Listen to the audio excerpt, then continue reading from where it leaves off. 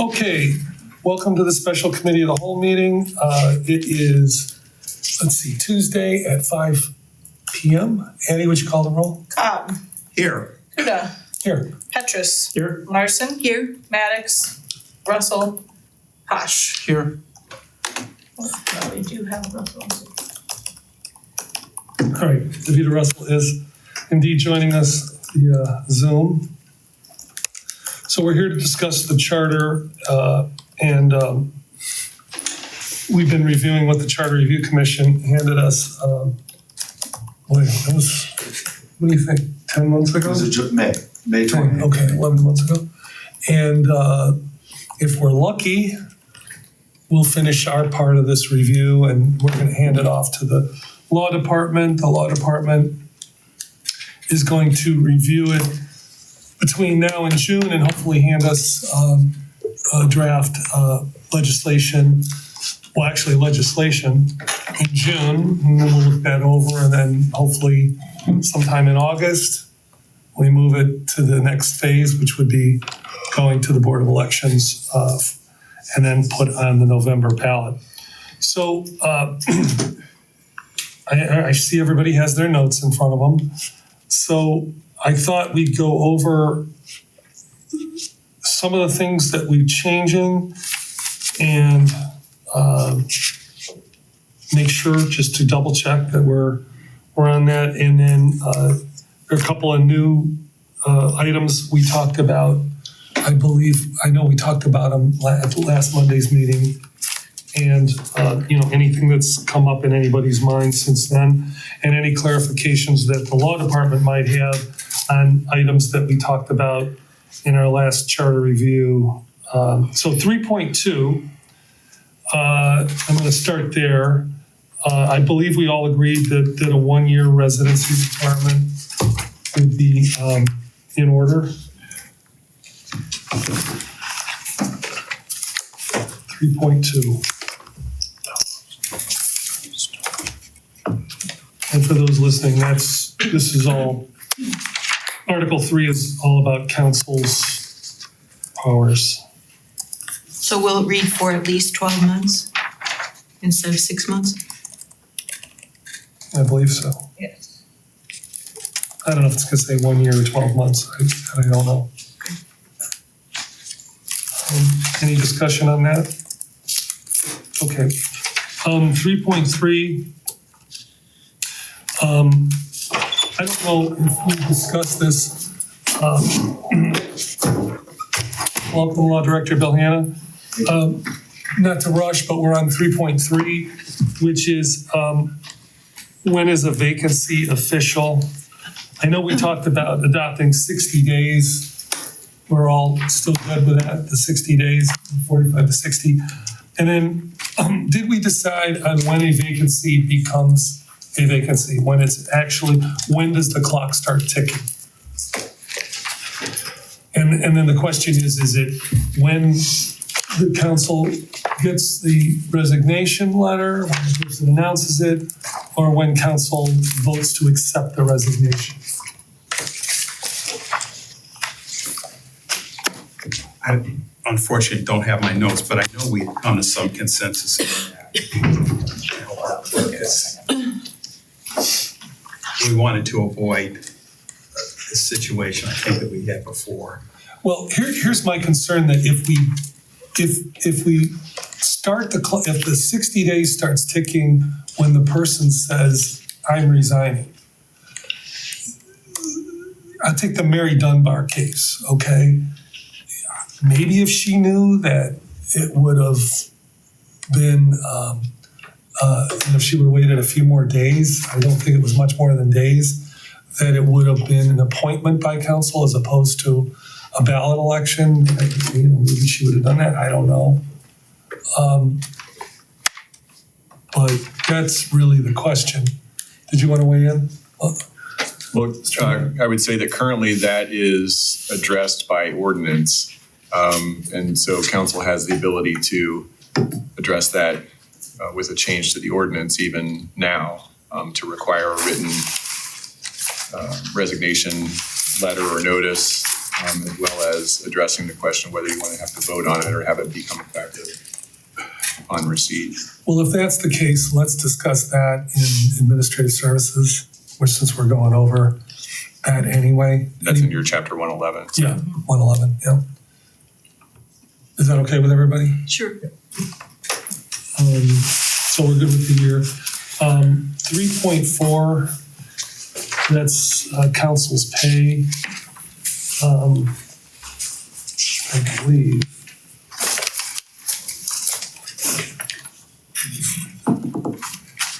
Yeah, salaries and other compensation. I know we briefly discussed, do we want to put something in here about it's automatic, like a COLA, or do we want to leave it to the way it is? Go ahead. I'd just suggest we leave it the way it is, but soon to be amended, not charter-wise, but with the legislation that's coming through the Administrative Services Committee. Okay.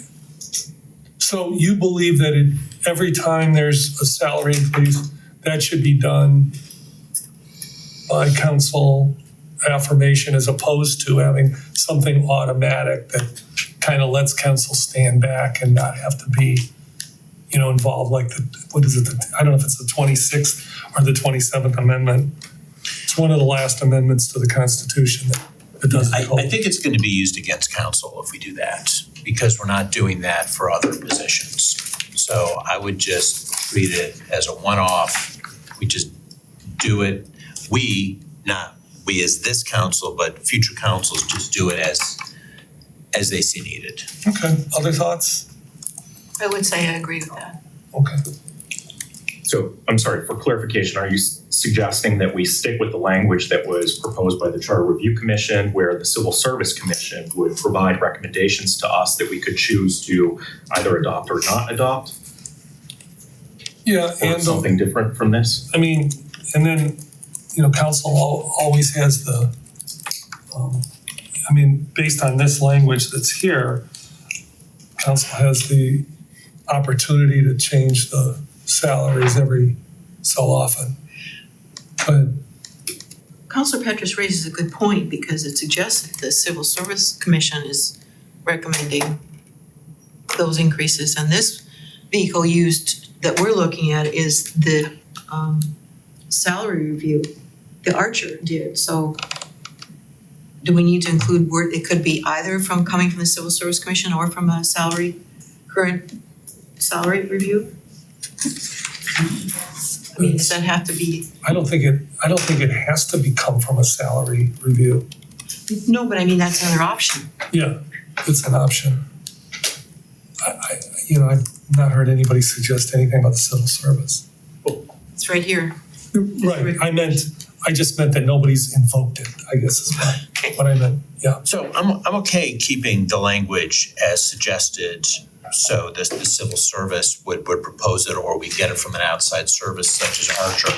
I just feel uncomfortable that it automatically Got it. will trigger. I'm okay with that. So we're leaving 3.4. Yeah, leave it. I didn't hear anything otherwise. So, It's the one I saved on my card. It's the same. wanted to ask the law director, is there any reason in 3.5 to include language about what in 3.5 C about what council cannot do?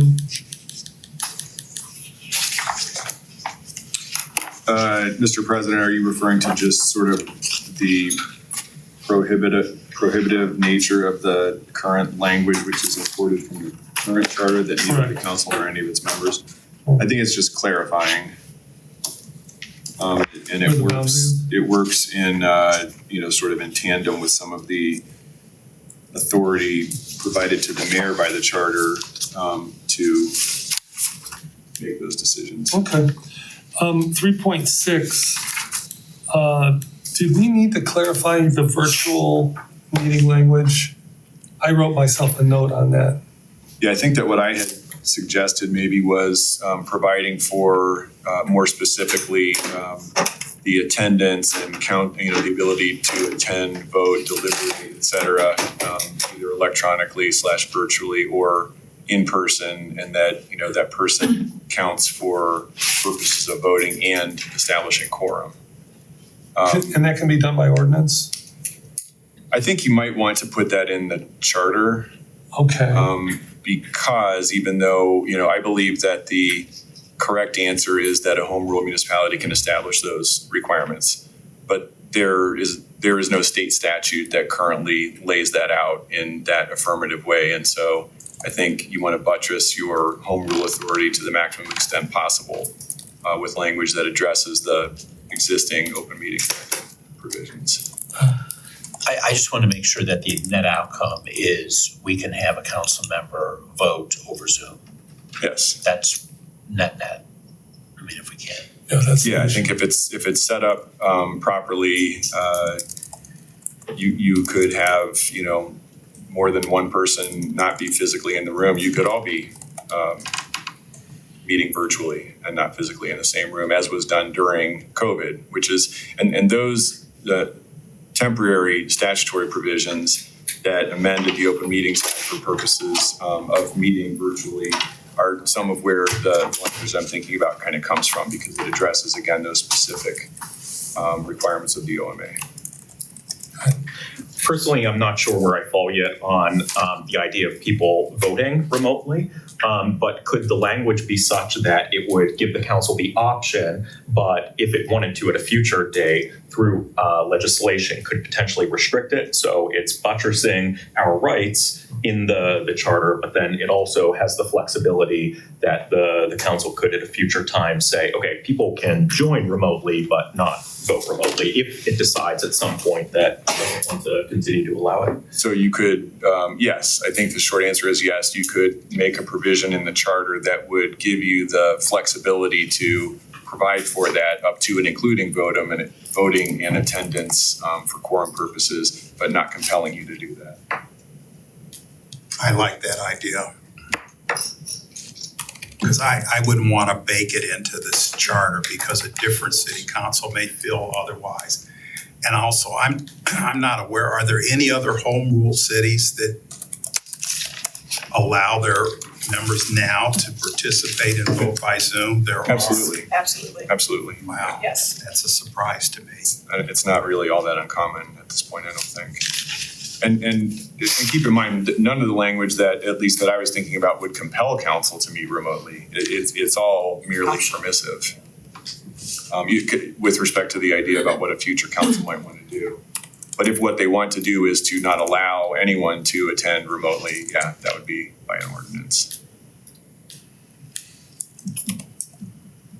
Yeah, I could see like if, certain people just stopped coming to meetings and started doing it, and, it's kind of like, well, we're allowed to do it. It says that right so in the charter. And you got like 2 people at council meetings and stuff. I can see how that could be, maybe get out of hand. Okay, I like that idea, Jim, thanks. All right, 3.8. This kind of has come up before. This is council subpoena power and perhaps investigatory powers. This is basically repeating what's in the Ohio Revised Code, but putting it in the charter is kind of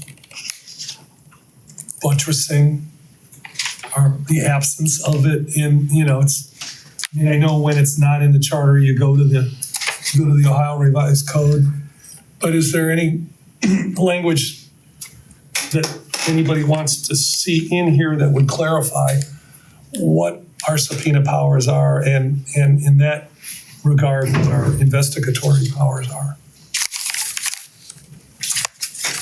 Well, the notes that Addie has given us, it said we wanted to talk about reassessing the jurisdiction and the penalties for noncompliance with subpoenas. So do we want that in the charter, or do we want to say something to the effect could be determined by Ordinance, yeah. resolution or ordinance? Let me ask the law director, as far as, adding a penalty section to something like this, I mean, is that enforceable, first of all? Because I don't know if we want to go down that.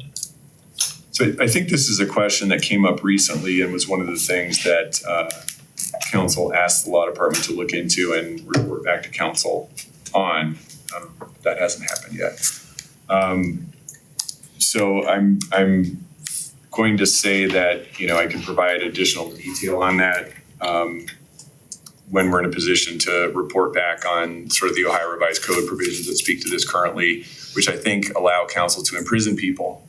I don't know if that's what council's looking for, but I think that, yeah, it's going to take a little more research and a fuller report to council. What I'd like to see is clarity in the charter about what our oversight powers are when it comes to investigations. Yes, and I think that was the charge that was.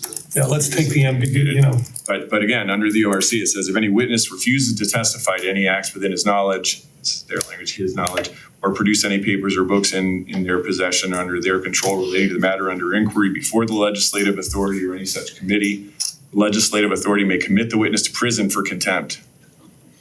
So I've not had occasion to research that, but we can look into that. Let's see, why are we? Go ahead. You look like you want to talk. No, it just seems like a little bit, I think that part we can leave in Ohio Revised Code. Okay, just saying.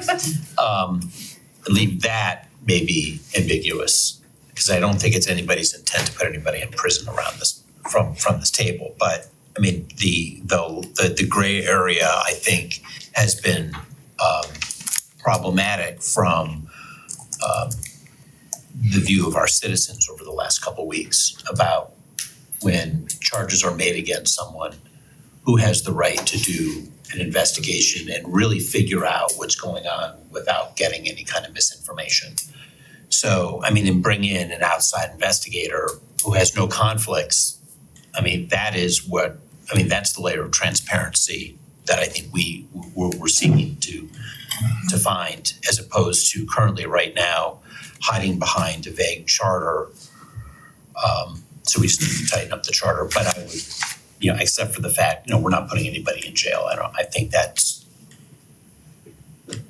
Well, that's not the intent, but if you're doing an investigation, you have to have rules that people have to follow, not might follow.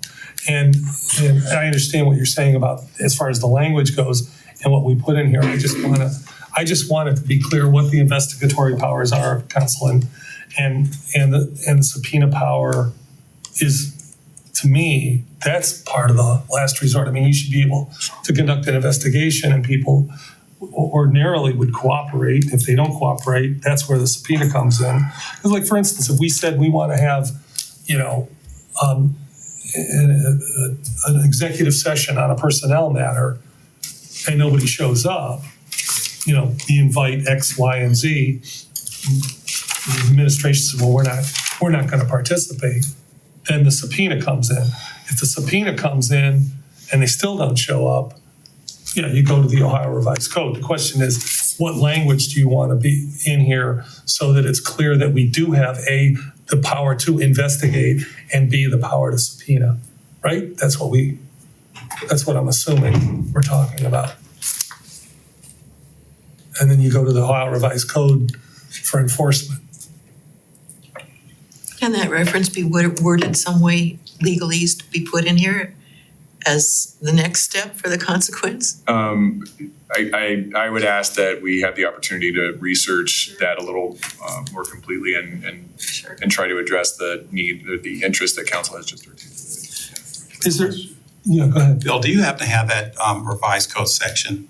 Yeah, it's ORC 705.21. I'm sorry, 705.21. Thanks. Is there anybody that doesn't want this in here? When I say this, I mean subpoena power, investigatory powers. Yeah. So I know that he just started to research something, but I'm interested in hearing Councilman Cobb's perspective on this, because remembering back to some of the earlier conversations, I think that there were some good points raised, and so, with time, maybe there have been some new considerations, and so I'm just curious to know your perspective. I had concerns previously about the abuse of this. But I think what's happened recently is that there is a need for us to be able to have subpoena power under some circumstances, because I am concerned that some requests for information that we have made are not being timely responded to or in the hands of third parties.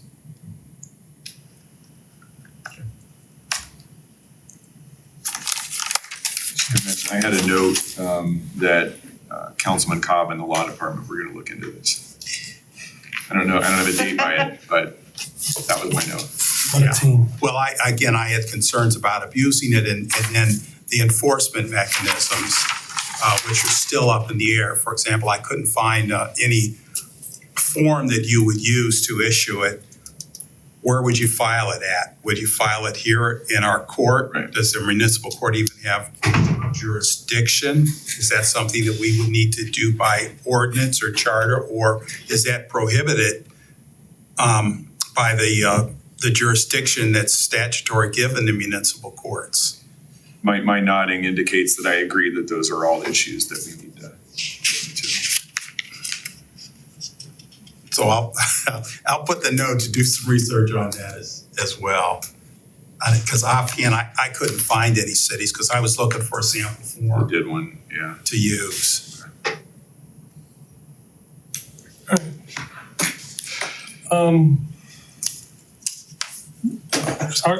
Now 3.12, which is council interactions with city administration, the former 3. Yes. Are you confirming that we're gonna change the wording on 3.8 to say the law director shall have the power to administer oaths and affirmations? Yeah, I was just about to say. Oh, I Yeah. didn't remember that. Well, because, What is it? Oh, it says the council president. Yeah, we already yeah, said, so we're gonna switch. Okay. yeah, All right. we did agree to that. Yeah, again, 3.12, was there something in between that? Well, between that, so 3.9, I have just replace the language vote of at least 5 members of council with 2/3 majority. I think we've done that in several Yes. places. Yes, we did talk about that. I also have a note here, revisit language referencing the ORC and Supreme Court definitions for clarity regarding emergency measures, because there's been some just talk about what that definition is, Right. so. By the way, I brought cookies, if anybody wants. Oh, I didn't even see that. I got a lot of grief for eating a blue donut hole at the last meeting. What was So, pass. Facebook chatter? No, people just keep saying, hey, how was that donut? Well, was it good? How was it? Yeah, it was very good. Where's Chris when you need Chris? For a break. And Chris, if you're watching, bring donuts next time. Yeah, Chris Price. Thank you for the last time. So, yeah, I think we were all on board with that change. In 3.12, I think we talked about, I think everybody was, this is my recollection, that everybody was good with the. I'm sorry, Oh, there's one more, 3.11. Your board member, no. Sorry, I just have retain at least 4 members language in 3A, 3.11A. Hold on, I've put too many notes here. Oh, boy, Well done. And then I have a note that says revisit and clarify wording regarding the president pro tem, including whether 4 members should be specified. I think for that vote. And then in my notes, it was members present, implying that Right. that might be the change, the desirable change. Because it kind of takes care of, I mean, you just assume it's a quorum at that point. Right. And then whatever it is. Just thought I'd mention it as we're going back.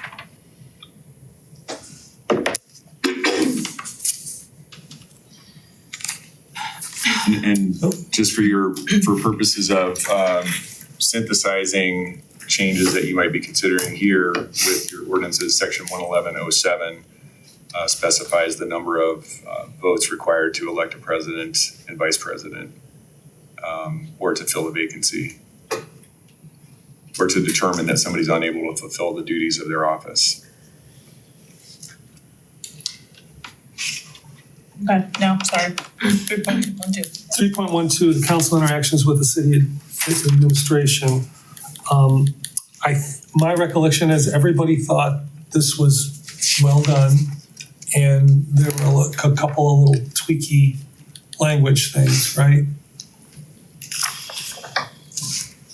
Yeah, I So, said narrow the term personnel to avoid conflict with Article 4, limiting it to directors or designees. Or designee, yeah, right. So directors or designee. Yeah. And then I think we said director or chief. Directors, chiefs, or designee. Yeah, right, okay. So are we, excuse me, Yeah, are go we ahead. moving from, every 2 years to every regular election for, the council's, organization meeting? The first one? What, can you identify what are you looking at? 3.11A, the council shall, at the time of the organization meeting, and then it's slashed out, every 2 years thereafter following each regular municipal election. So we're taking out every 2 years and going with following each regular municipal election? Am I saying correct? I think that was just simplification, because it would be every odd year, right? Yeah. So it ends up being every 2 years. So my guess is that the thought was just you don't have to say 2 years and each regular municipal election. Okay, thank you. Yeah. Anything else on 3.12?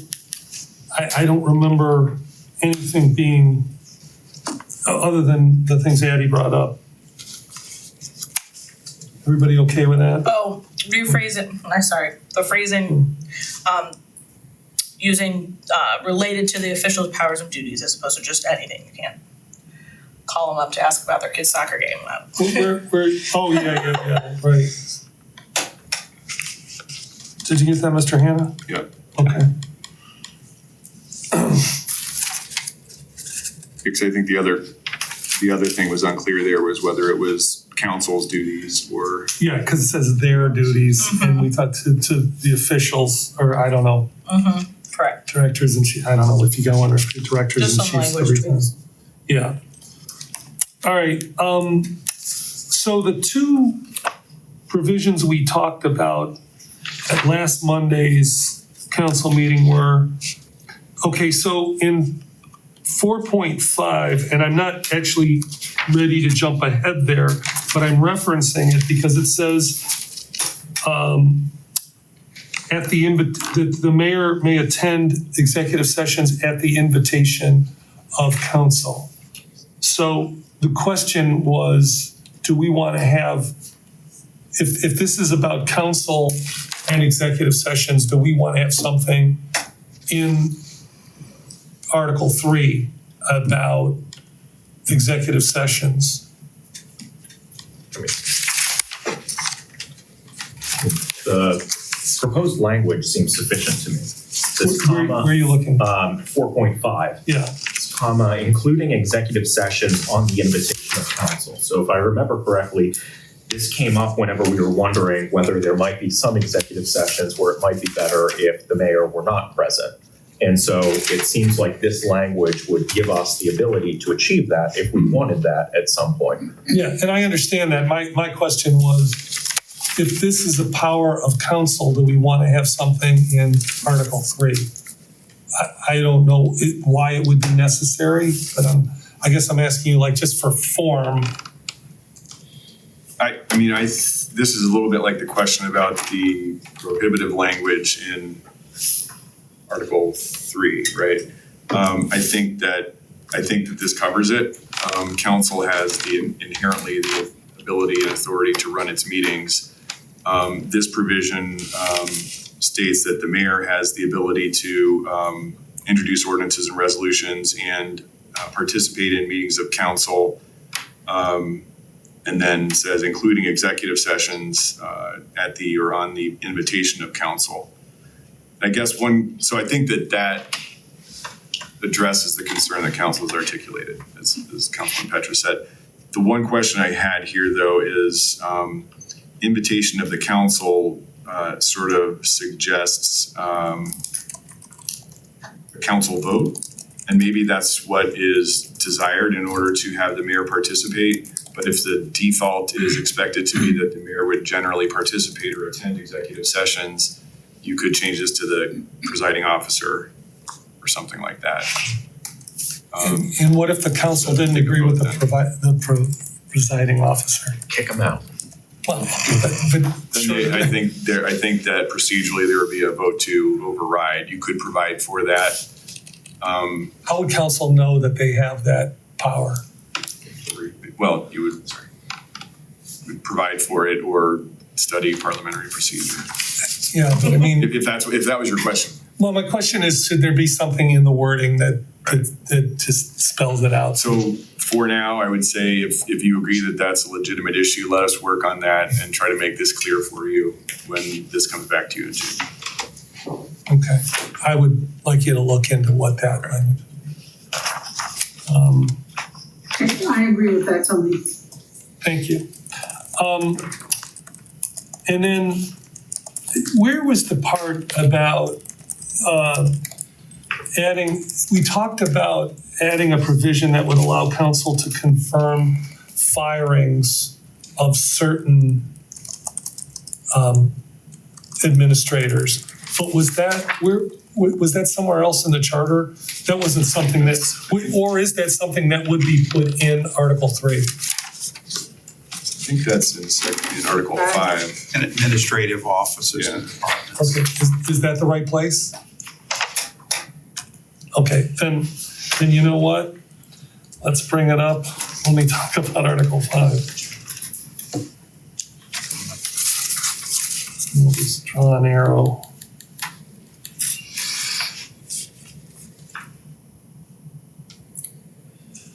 All right, Andy, do you have anything before Article 4, before Article 4.4? Before Article 4.4, no. Okay. So in 4.4, is everybody there? In 4.4, does anybody remember the specific language that we wanted to add that talked about the experience we wanted for a city administrator, the qualification? I remember it being something like experienced in municipal operations. Want the exact language? Your exact language? Related to municipal and/or other governmental operations, after the word experience. So it would read, on the basis of executive and administrative training and experience related to municipal and/or other governmental operations. How does that sound to everybody? Good. I think that was the missing link, to be honest with you, because you can hire somebody with a lot of experience, and if it's not in municipal operations, it's not going to be that applicable to this job. As I can say it was envisioned. I'm not speaking for anybody else, but as a member of the Citizens for an Elected Mayor, that's what we were looking for. I can say that. So we're good with that language? Is there anything else in that provision that anybody else wants to bring up? I had something about retaining existing reporting language, but incorporating September 1st reporting date tied to the budget process. Just, This is the city administrator. yes. So like his report. Well, I think our concern was that we wanted more than just one annual report. I don't know exactly what we settled on, but I think the consensus was that having just the one report was not enough. It was supposed to refer to as required by ordinance. Yeah, it's me. Right. That's what I have. And if we do that, we can settle that in administrative services, right? But we could we do that now based on the language that's in the charter now? Do you know what I'm saying, Director Hannah? I would want to look at that rather than answer on the fly, but I understand your point. If the current provision is that it'll occur not less often than semi-annually, right? And so your question is, can that schedule be affected by council ordinance? Right, with the present. Correct, yeah, so Yeah, I would undertake. I would just say, let's work on that, and then if it's not applicable, it's not like we've wasted a lot of time, it'll just sit until the charter, if and when the charter is changed. And then, President Kudo, Yeah. can you repeat that and put it into different wording for me? I'm not following so, what you want to do with that section. so since it's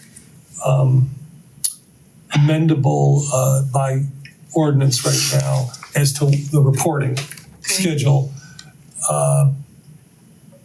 and we want to put that language that it could be addressed by ordinance. I was asking, is that an ordinance that we could implement now if we were to change an ordinance now about the reporting of the city administrator? Would it fit under the present language in the charter about the city administrator? Okay, gotcha. And then, my thing was, well, let's go ahead and take it on, and then we either can or cannot use that now. Maybe we'll, if for some reason, the law director finds that it's not applicable right now with the current language, we'll just shelve it for, later. And one of the reasons that I think this is potentially a little more complicated than it could look is there are a number of references in the provisions on the city administrator that talk about that person being subject to the mayor's essentially direct supervision and control, performing duties as required by the mayor. And I think there's the potential for some conflict with changing that schedule. So that's why I want to. Makes sense. Question on this. So what was the commission's view on changing it from the current language to the proposed language on the city administrator making reports? You're talking about the paragraph that starts, the city administrator shall make. Yeah. Well, I think we were recognizing that the city administrator didn't seem to be making periodic reports. So we thought the most critical thing was to have an annual report synced with the budget preparation. That's why the September 1 date is in there. Yeah, I actually prefer the prior language. In a perfect world, we would be getting monthly reports from a city administrator. And I agree. I mean, I wouldn't, Quarterly. Go ahead, Davina. I'm sorry, Councilman Cobb. I would agree with you, monthly or no less than quarterly. and I And don't, I like the ideal monthly. I don't necessarily want to put that in the charter. I'm just speaking as ideally, we have a it's an agenda item every council meeting. But it's up But to the the fact mayor. that we got, less, again, it just goes to the point that it doesn't matter what your charters or your ordinances say. I mean, what's the mechanism to compel enforcement if they're ignored? I don't think it exists. I think, the most common thing we've had is city administrator stands up and says, I have no report. That was the highest. I mean, it's up to the mayor and the city administrator as to whether they report at the council meetings. It can't, and I would argue shouldn't be, I don't know, something council can compel. We could make it clear to the mayor, I guess, that that's what we want, but I think it's up to the mayor, if he wants to report, up to the mayor if he wants the city administrator to report. But we could put the mandatory, let's just say 2 reports a year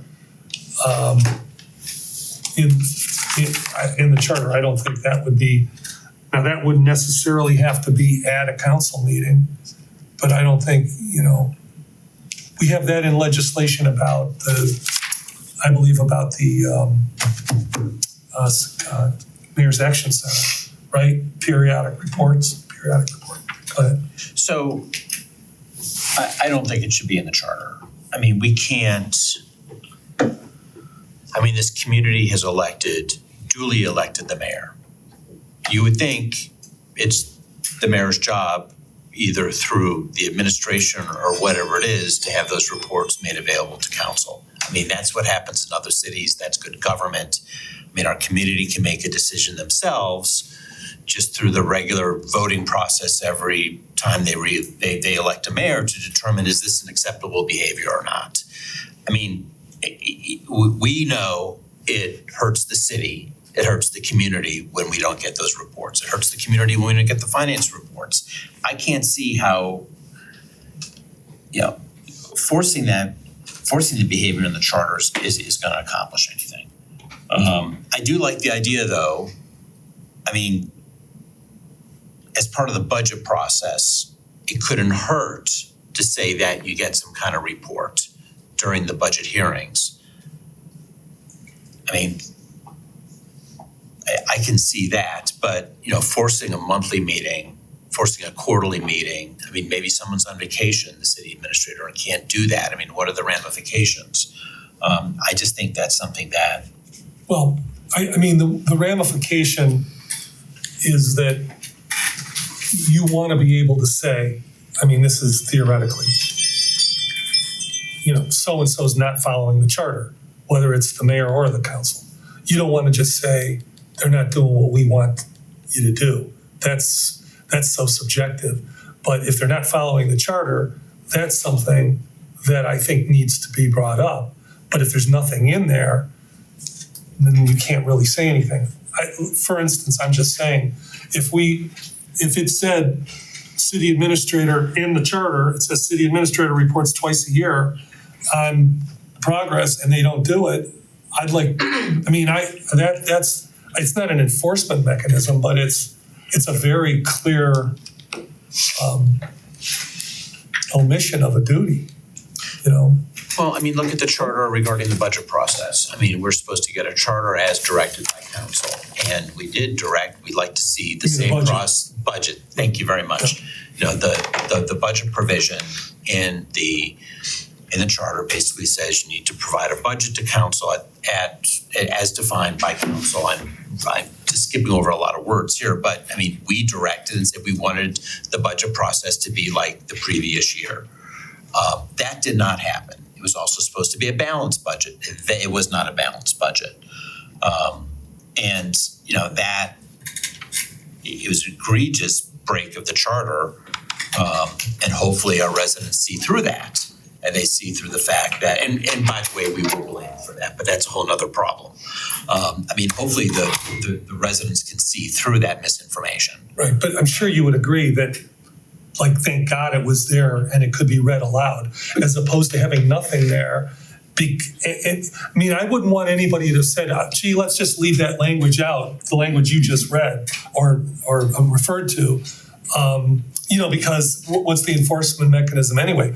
No, I want somebody to be able to go, it says this right here at a meeting. I like that. So, okay. So whatever it is we want, and I'm not saying I don't know what we want, but whatever it is we want, I think it's important to have it. So you sort of do what you do in a contract and you use a word like reasonable. Reasonable reporting to council during council meetings as a part of the agenda. I don't think, locking it in on a time basis, but maybe using the word reasonable, but maybe that's not, maybe you're envisioning something stronger than that. So, Councilman Cobb, what do you want to do with this? I like the language that's in the current charter.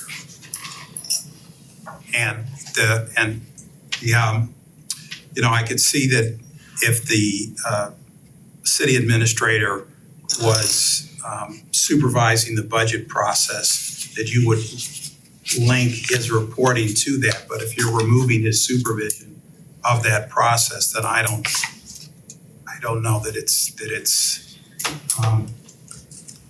key, or that you should tie in any reporting date to that November date. I mean, for me, that's ideally, I'd like a report in the beginning of the year and then halfway through the year or year end. But I think we want to maintain flexibility in the charter. I wouldn't lock this in. Any other thoughts? I would like to say that in terms of the budget process, a written report, because reports we are talking about are also oral reports at council. There's two different beasts. In this case, an annual written report to the mayor and council no later than September would be very helpful to have in the budget book, talking about capital projects. What's the update? What's the status of those capital projects? That's what I want to see to help us make our decisions on the budget.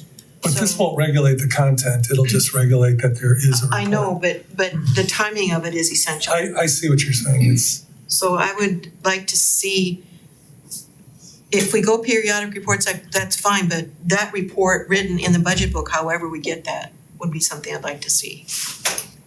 So this talks about written reports, and we don't, yeah. Anybody else? Yeah. So a question, right now, it sounds like you're talking about whether to change the current reporting language as proposed by the Charter Review Commission or leave it as it is. Then there was a separate question of whether you want to just reserve for yourselves or a future council the ability to prescribe something different. So in order to know what's to be prepared for council in June, I think we need to know what you want to do on both of those. Can you just leave it vague? Shall prepare reports as required by council? Require no less than 2 reports, or however as required by council. I had some language such as shall make periodic written report not less than, I left that blank, or as other reporting may be required as provided by ordinance. Yeah, I think your council acts through votes, so I think you would want, some sort of, and you might as well put it in writing if you're going to do that. So that's the question: is do you still want to incorporate that reservation of authority to adopt an ordinance impacting that reporting requirement? That gives us the flexibility to do that by ordinance. I think that's kind of how we It got may totally there. be unnecessary. Yeah. On the other hand, I don't want to create a ton of extra work for a city administrator compiling a written report to try and get it to us in connection with the budget. And you're not providing what the content of that report has to be. So, and I don't know that I would do that. The less said, the better. Councilwoman Russell? Yes, I like the ideal of having it where the report is given based on council's request. I found that over the few years that council was really searching and asking for what was going on in the city, and we never got reports to find out what was happening in the city. And I think as a city administrator, they should at least report orally in front of council and to the residents, at least quarterly, to let the residents and council know what is actually going on, what is the vision of the city, what is actually happening. I do also agree with Gail, maybe a yearly report, maybe written report to council with the budget to specify everything that happened all year and what they have actually accomplished. But it is just hard to be on council and be in the dark of a lot of things that's happening and we are not aware of it. So I don't understand, to me, a verbal report or something quarterly to council should not hurt. It's beginning of the year, middle of the year, end of the year, and a final report written. And I don't think that should, and it doesn't have to be on all departments. The administrator can choose the departments that topics are actually happening. So do you want language that specific I in the think, Councilman Cobb, said it. Okay, If he can repeat it again. Councilman Cobb, I don't- I know, we say I something. don't know that I can. I went off of something that Addie had suggested. why don't you read it again? Shall make periodic written report not less than blank, or as other reporting may be required as provided by ordinance. Something like that. Okay, and so is the blank maybe 2? I don't And know. I think Director Hammer is correct. Maybe he needs to really look at that paragraph to define the duties of the mayor and the city administrator as well. So there are no bleeding into not understanding what each person's role is. Okay, I may have a solution in order to tighten this up a little bit. So we go through a budget process. So why don't we ask for quarterly reports on the budget? I mean, the budget is the roadmap for the city. Wait, in the charter? In the charter. So it's like we get 4 reports a year, quarterly, based on actual financials, cutting back to the budget, tying back to the budget, detailing where we're at with the things that we had already approved. Keep in mind, it's the roadmap to the city. It includes things like the road work. It includes things like the capital. Did you buy the fire truck that we suggested that was on the list to buy? So these are the things, and maybe the personnel costs. I mean, we can just analyze the budget at that point, but do it every, have 4 distinct meetings a year to do that. And that opens up the door to really understand a lot of the things that we think are missing. I mean, there's, I recall the camera conversation. The camera conversation, are the cameras up on telephone poles and are they active? And we heard from Dan Horrigan that, they're working through some of the logistics on that. Well, instead of asking for that report every month, and maybe it should be given every month, it gives us the opportunity to have a formal meeting every quarter where we can ask those kinds of questions. So that a future council could get whatever information it feels is appropriate. I like the idea of there being flexibility and the idea of it being prescribed by ordinance. I mean, that's where I'm at. I think that's the better way to go. I think getting, like that's too specific, I think, for a charter. But And what Addie read sort of in my mind feels like a hybrid approach where it's setting a floor where you could say, at least so many reports a year. And then in addition to that, by ordinance, you can specify a quarterly financial report or something like that. Well, and I think the idea too, because my note right before this was incorporate a September 1st report date as part of the budget process, saying something along the lines of shall make periodic written report not less than once a year on or about September 1st or whatever, however you want to, if you want to incorporate it in that budget process, so, but unnecessary. Director Hannah, do you have enough information now to, maybe Hybrid approach. Or do you have too much information, too much disparate information? I mean, I feel like what I picked up was a consensus for something along the lines of what the clerk read. Yes. And That's so right. that's what I would propose to put in. And I think that is consistent with what was discussed at the last meeting in February. All right. Well, let's move on. So anything before 5.1, which is the next one I want to bring up. All right, so let's go to 5.1, which talks about, I'm gonna get there myself. So it talks about the administrative departments that are established, and then in B and C, the council prescribes the functions and duties of each department. And then this is where the question comes in on the scope of council's authority on whether or not we want to have a provision in here that says that a council confirmed position might also require a council confirmation of a firing, especially in an area where there could be a conflict of interest. I would say only, but, and the ones that come to mind for me are law, HR, and finance. You know, those are the places where,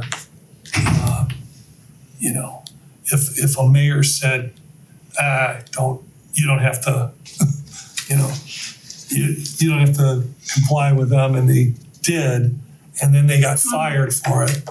That would be an area where, like, okay, I wouldn't want somebody to, first of all, not saying somebody would do this, but if there was that kind of insubordination, I guess you could call it, but it was for, they were following the whole idea, at least the spirit of council asked for information and, you know, should expect to receive it, and they were maybe asked not to do it. That's where the conflict comes in. You know, that could happen. I don't know if that could, I'm not saying it couldn't happen with like planning or you know, public works, but I see the more sensitive parts as law, finance, HR. A bunch of complaints go to HR, right? What about chief? You know, if a bunch of complaints went to HR, you could see how that would be a conflict of interest. Councilwoman Russell, you wanted to say something, obviously? Yeah, I was gonna ask, what do you think about the chief of police?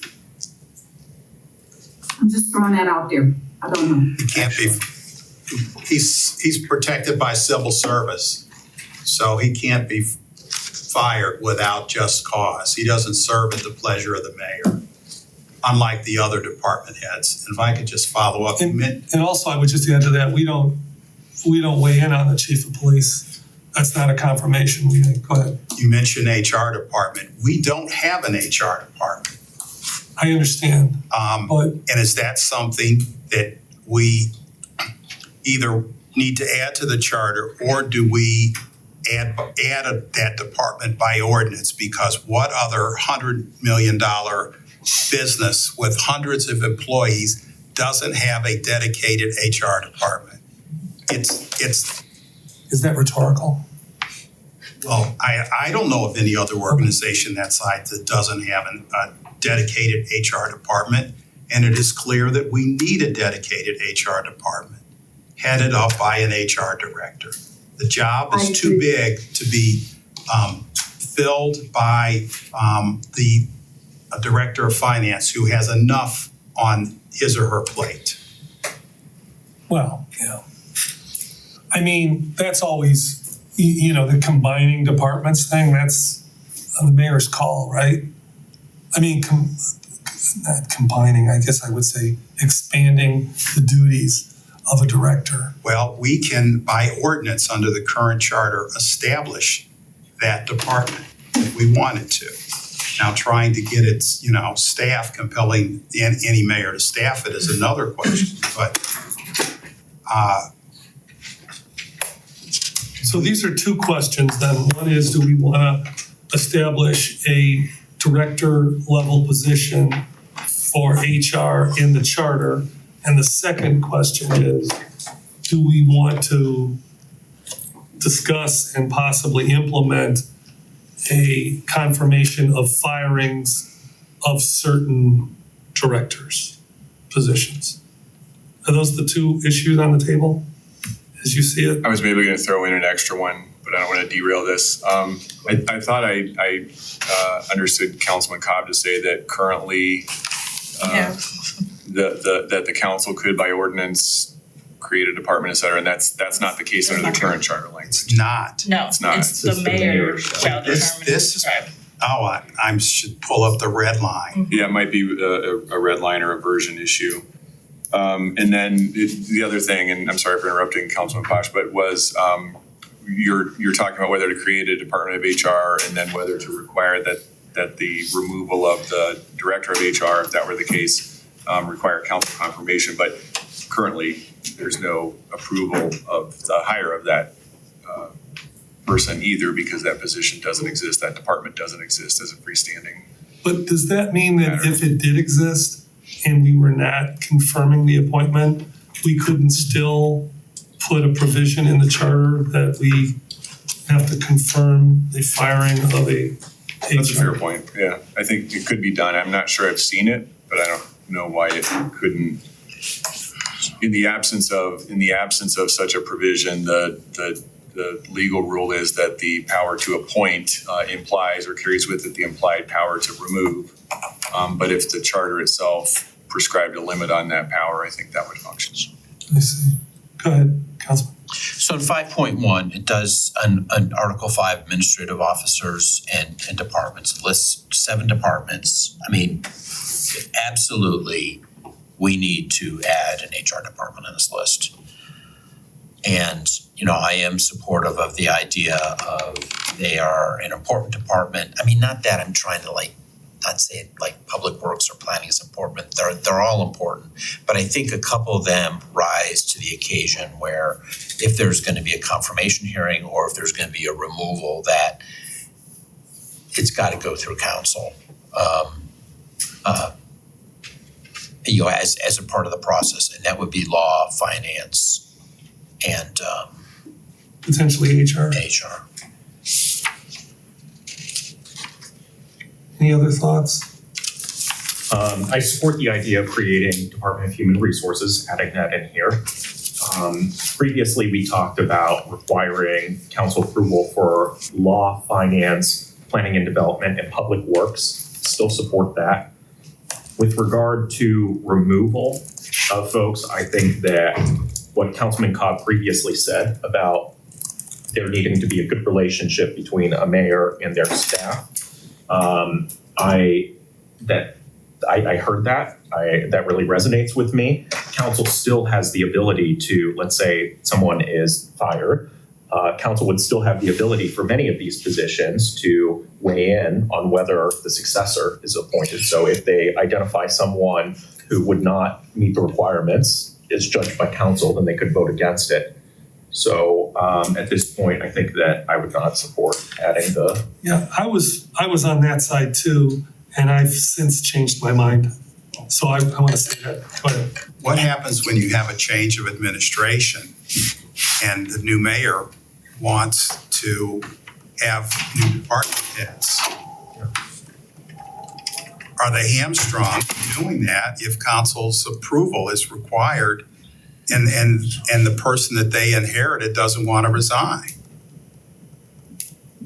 It shouldn't take council's approval to be able to do that.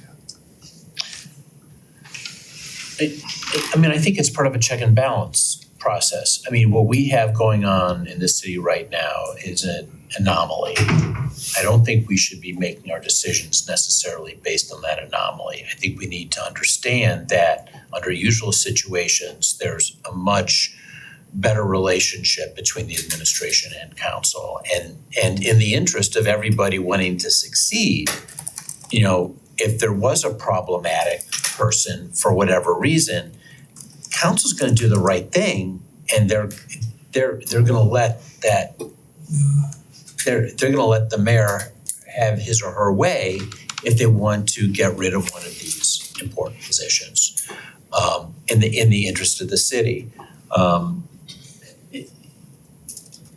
So a lot of charter provisions are for anomalies. That's what they're for. Okay. They're looking for, you know, a set of circumstances, and if this happens, here's the backstop, you know. That's kind of one. The second one is, I don't think this should be, again, for everything, you know, every position. I think it should be for positions where there clearly could be a conflict of interest. And I don't know if, you know, you could, I mean, you can't really put language in there that you're confirming a firing only in the case of a conflict of interest, because then you have to define what that is. And, you know, I don't know how you could litigate that, you know, but I am worried about people not being able to do their, being conflicted about doing their jobs because of their job being on the line, when clearly, if there's report, again, I use the HR department, I mean, we don't have one, but I'm just talking about the function of that. You know, employee number one is being, is working in a toxic environment. They report it. Another employee reports it. Another employee reports it. You know, and then let's say that reporting has to do with the top level of the administration. Now what's going to happen? You know, if the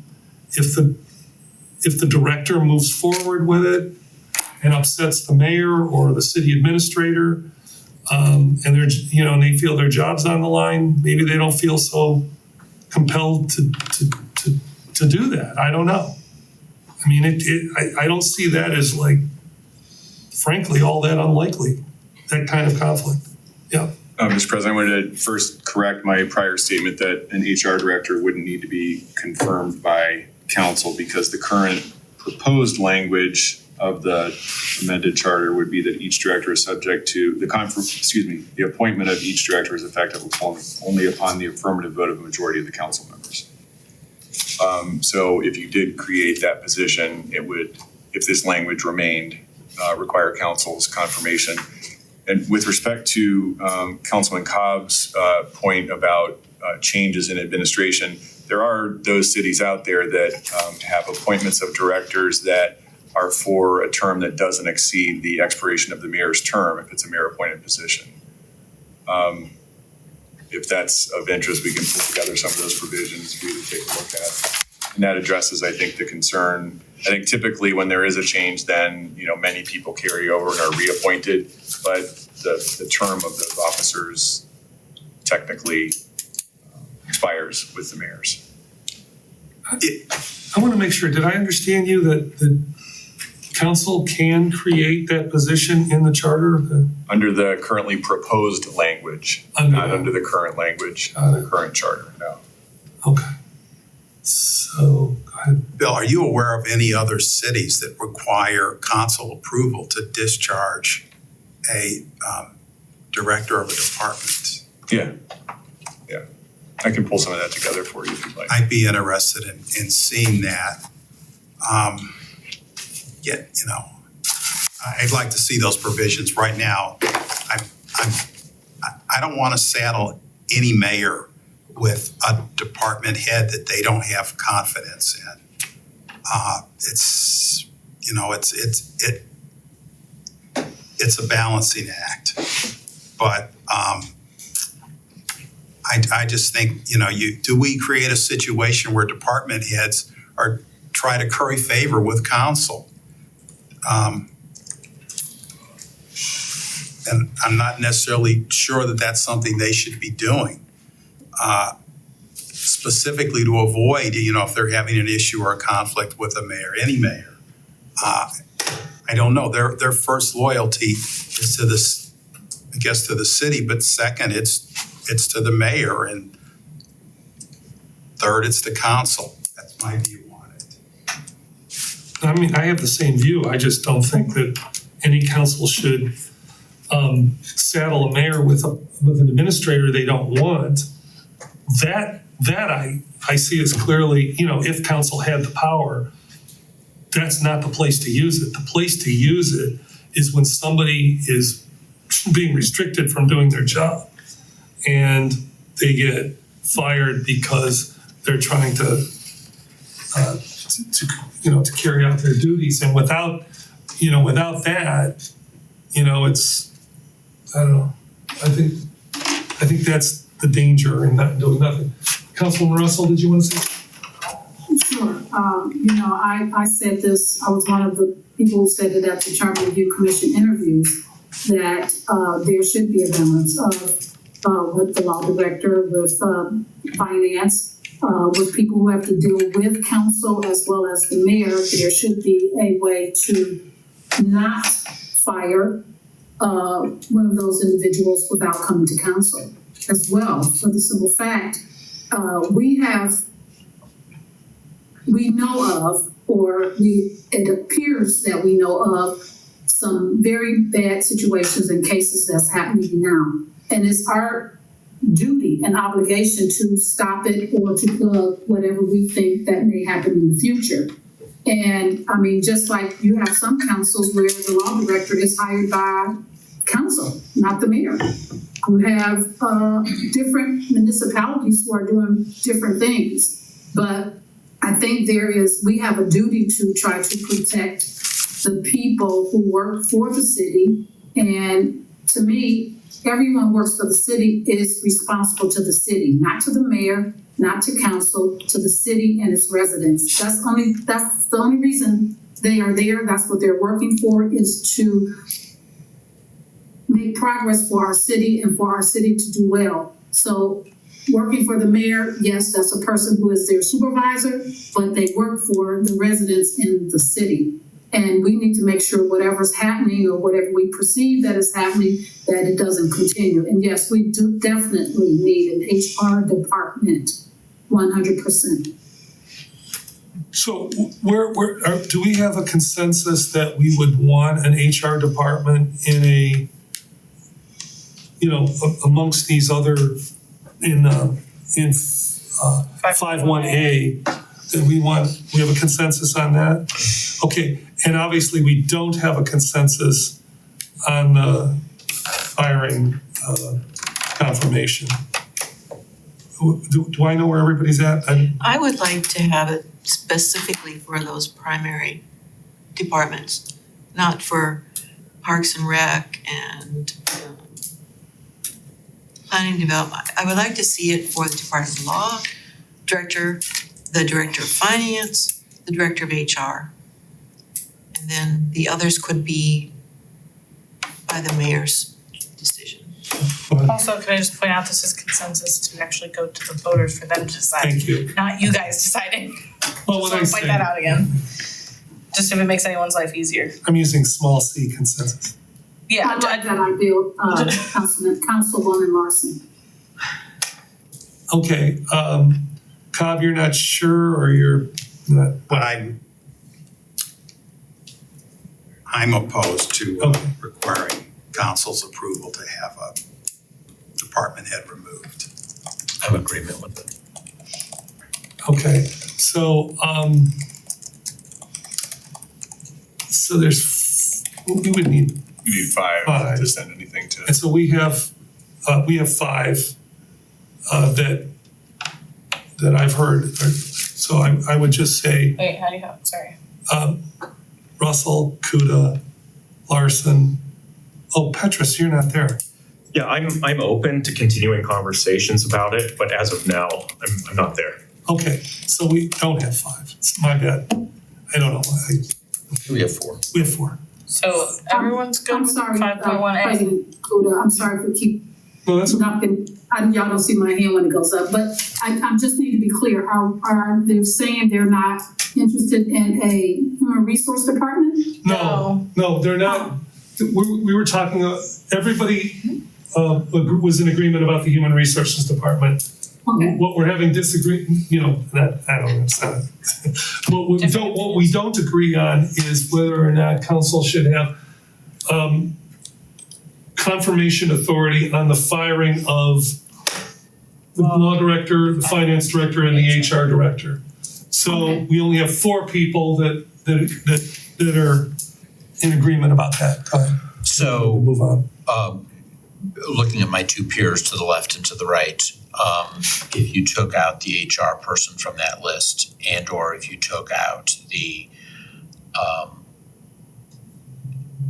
I guess I would just take out the HR person, because I think I can make a justification on why council really relies on the finance person, and we rely on the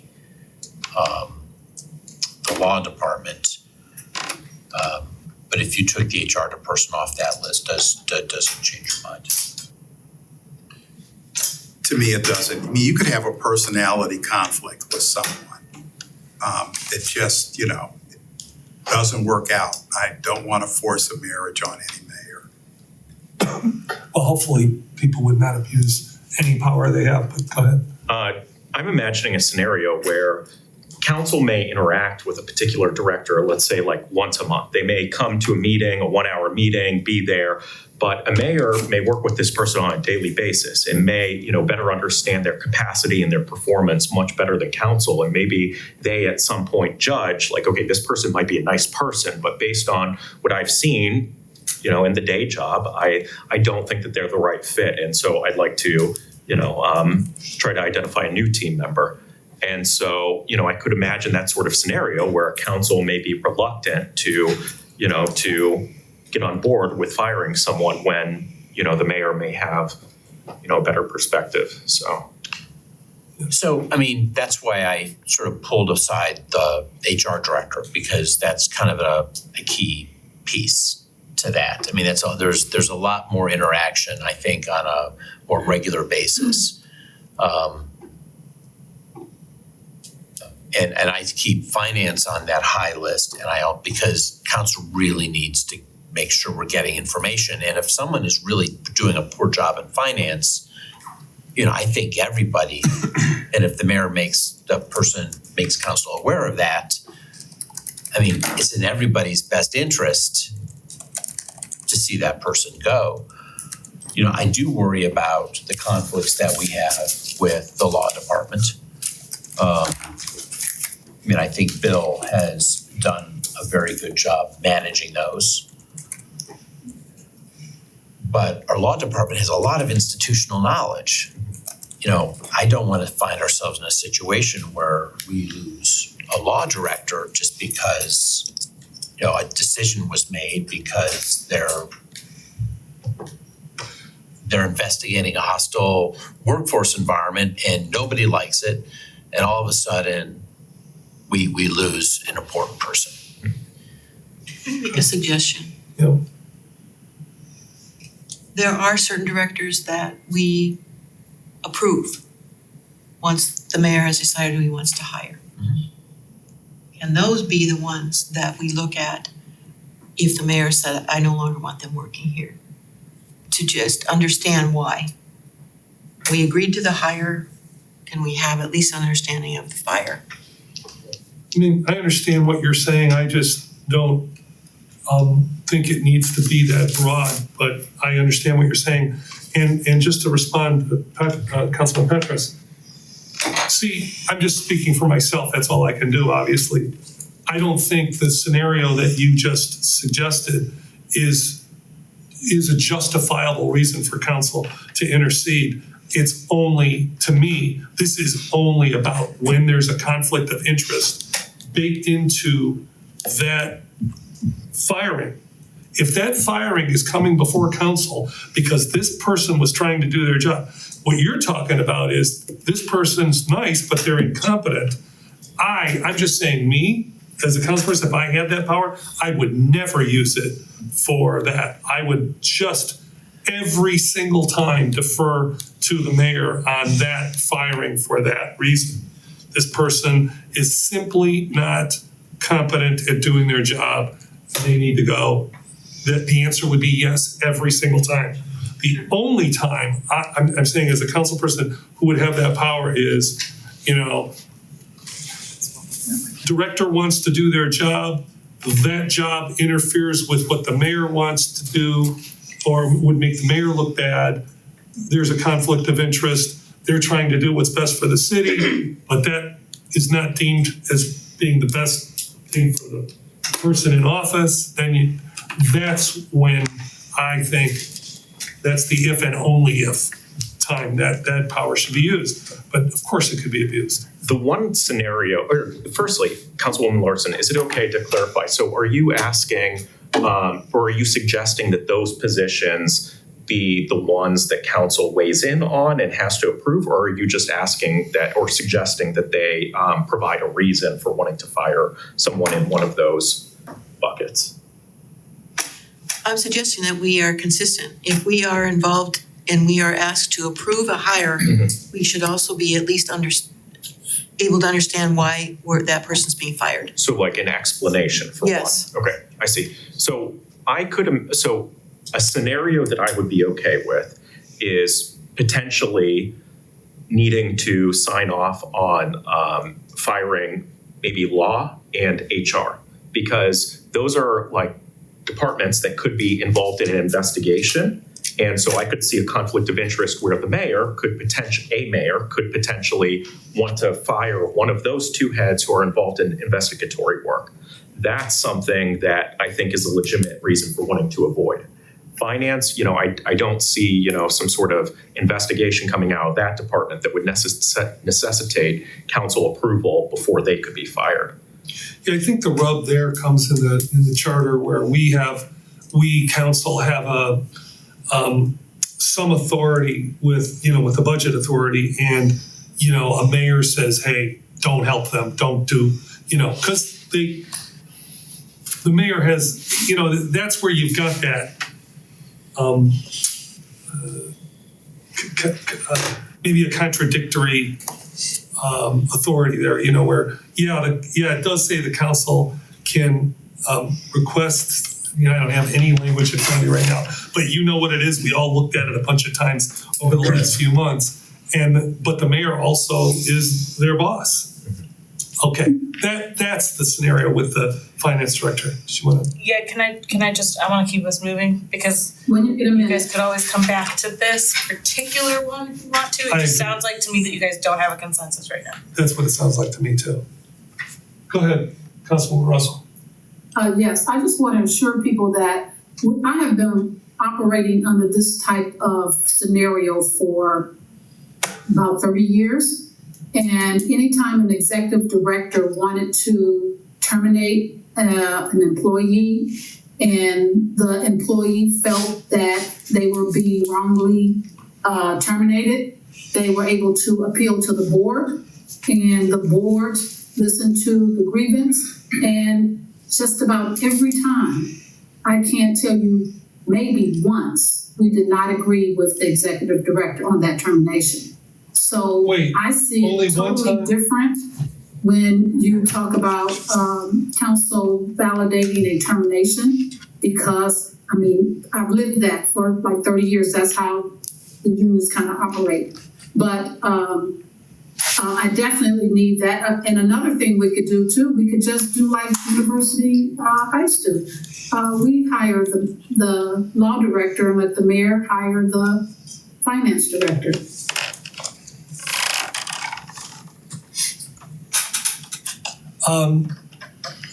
Any comments about the council being the person that hires the law director? Yeah.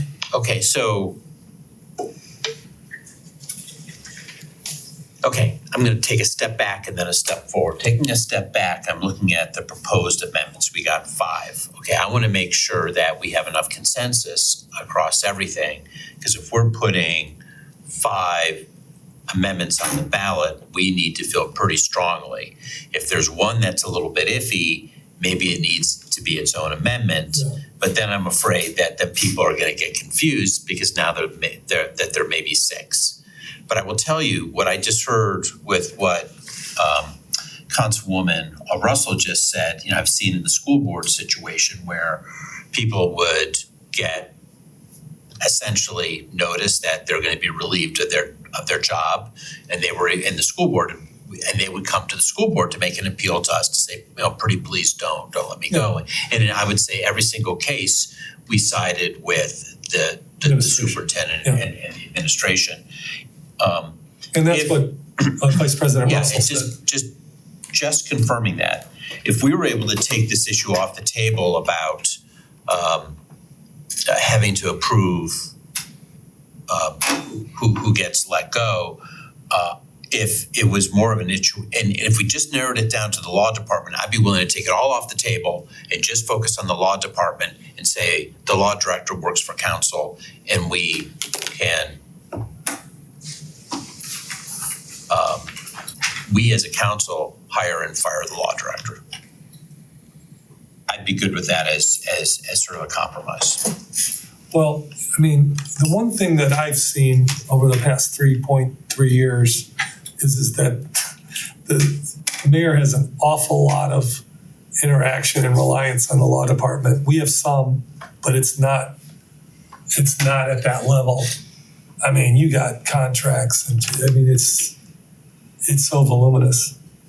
Cobb, can you say something about this? Because Yeah, I just, when you're again, the a lawyer- relationship that a mayor has with the law director is typically a unique relationship.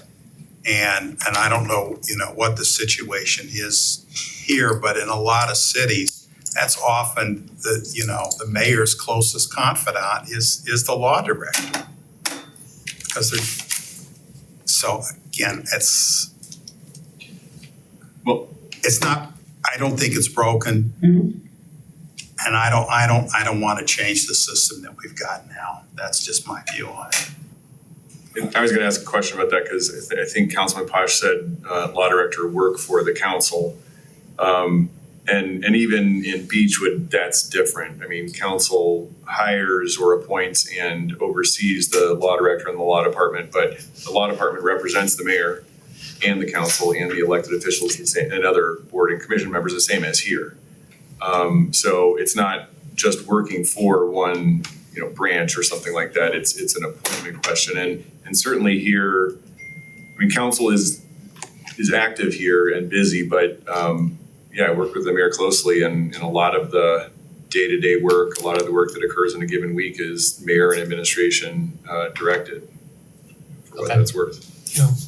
I meant to be more like Beechwood, not necessarily working Okay. solely Gotcha. for council. Yeah, right. No, I understand that. That's a good point. Any other comments about this? If there aren't, I don't hear a consensus about the mayor or council making the appointment of the law director. I hear, yeah, go ahead. I think we need to have a consensus to move forward on any of these things if we're gonna tuck it into one of these amendments. And if we don't have a consensus, then we need to have a conversation about putting it in its own separate bucket. Okay, Because you really also need a super consensus. It takes five votes again to send an amendment to the voters. I guess on the topic of like potentially putting something in a separate bucket, my understanding has been that, okay, we have 5 buckets right now and we have to go through each of them and then by consensus figure out what we ultimately want to have in each of those 5 buckets. So for the bucket that this is in, which I think was like the balance of powers, that you would need Just for- 5 council members in order to keep it in. Right. Otherwise it would come Right. out and everything else would remain in there. Correct. I That think was my once this is- understanding as well, yeah. I think once this is all written up for us and in front of us, I think that's when we have to decide what goes in what bucket. I don't know that we need to do that now. I think it's already been done. I Yeah. think they, Well, Well- I'm talking about on the ballot.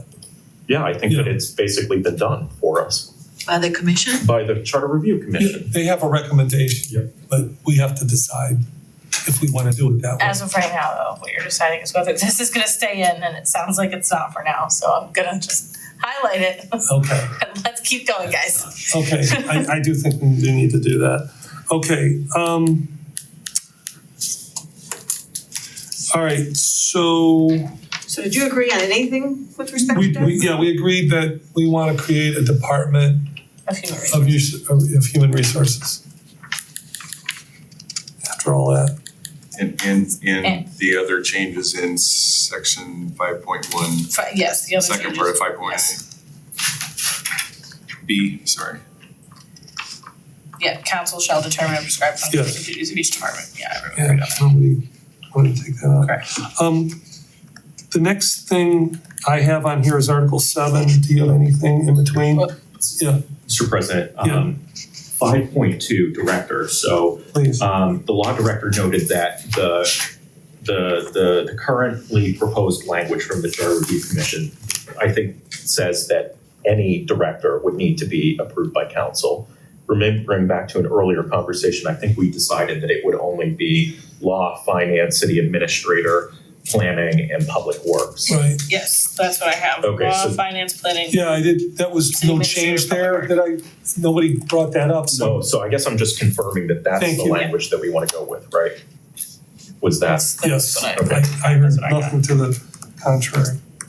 And HR or not HR? Oh, if we're including HR. Well, we didn't discuss that because we Yeah. just literally. So where's everybody on HR? I would say yes. Yes. Yes, confirmational, Yes. okay, so that would add HR to Finance, the planning, list, city admin, HR, probably were 6. okay.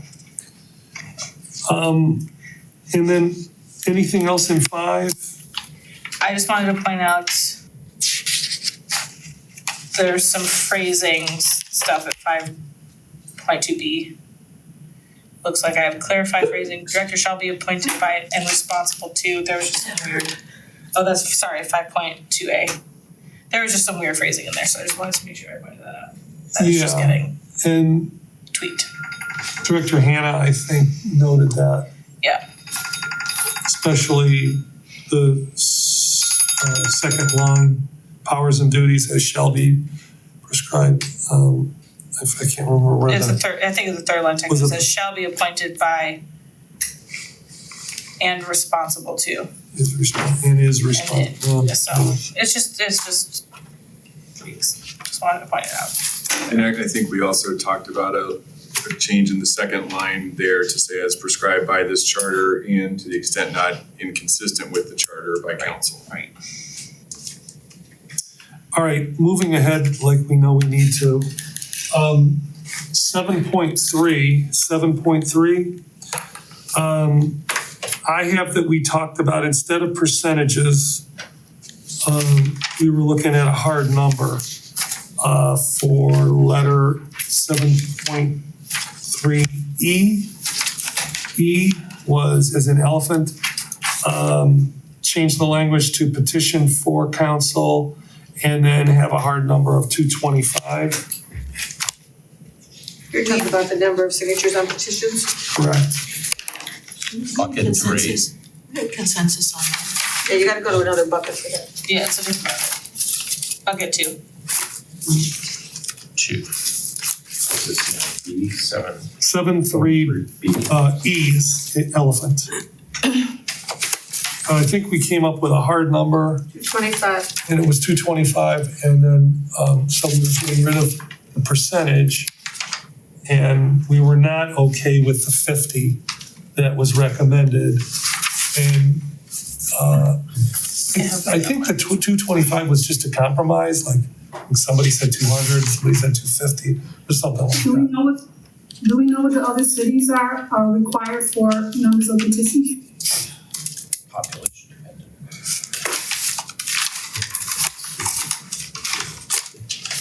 I think the last time we had this conversation, it was kind of all over the place, to be honest.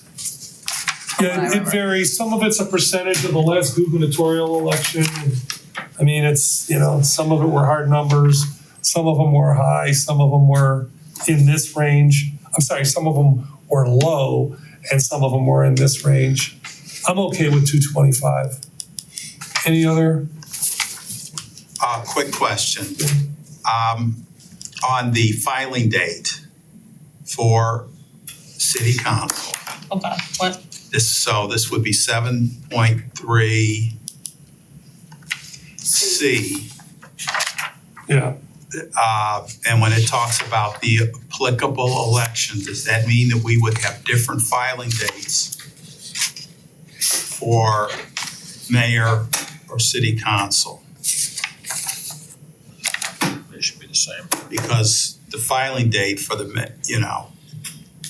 so I've just, Yeah, I was originally and still am for having different filing deadlines for council and mayor. Mayor has a primary, there's a reason to have that.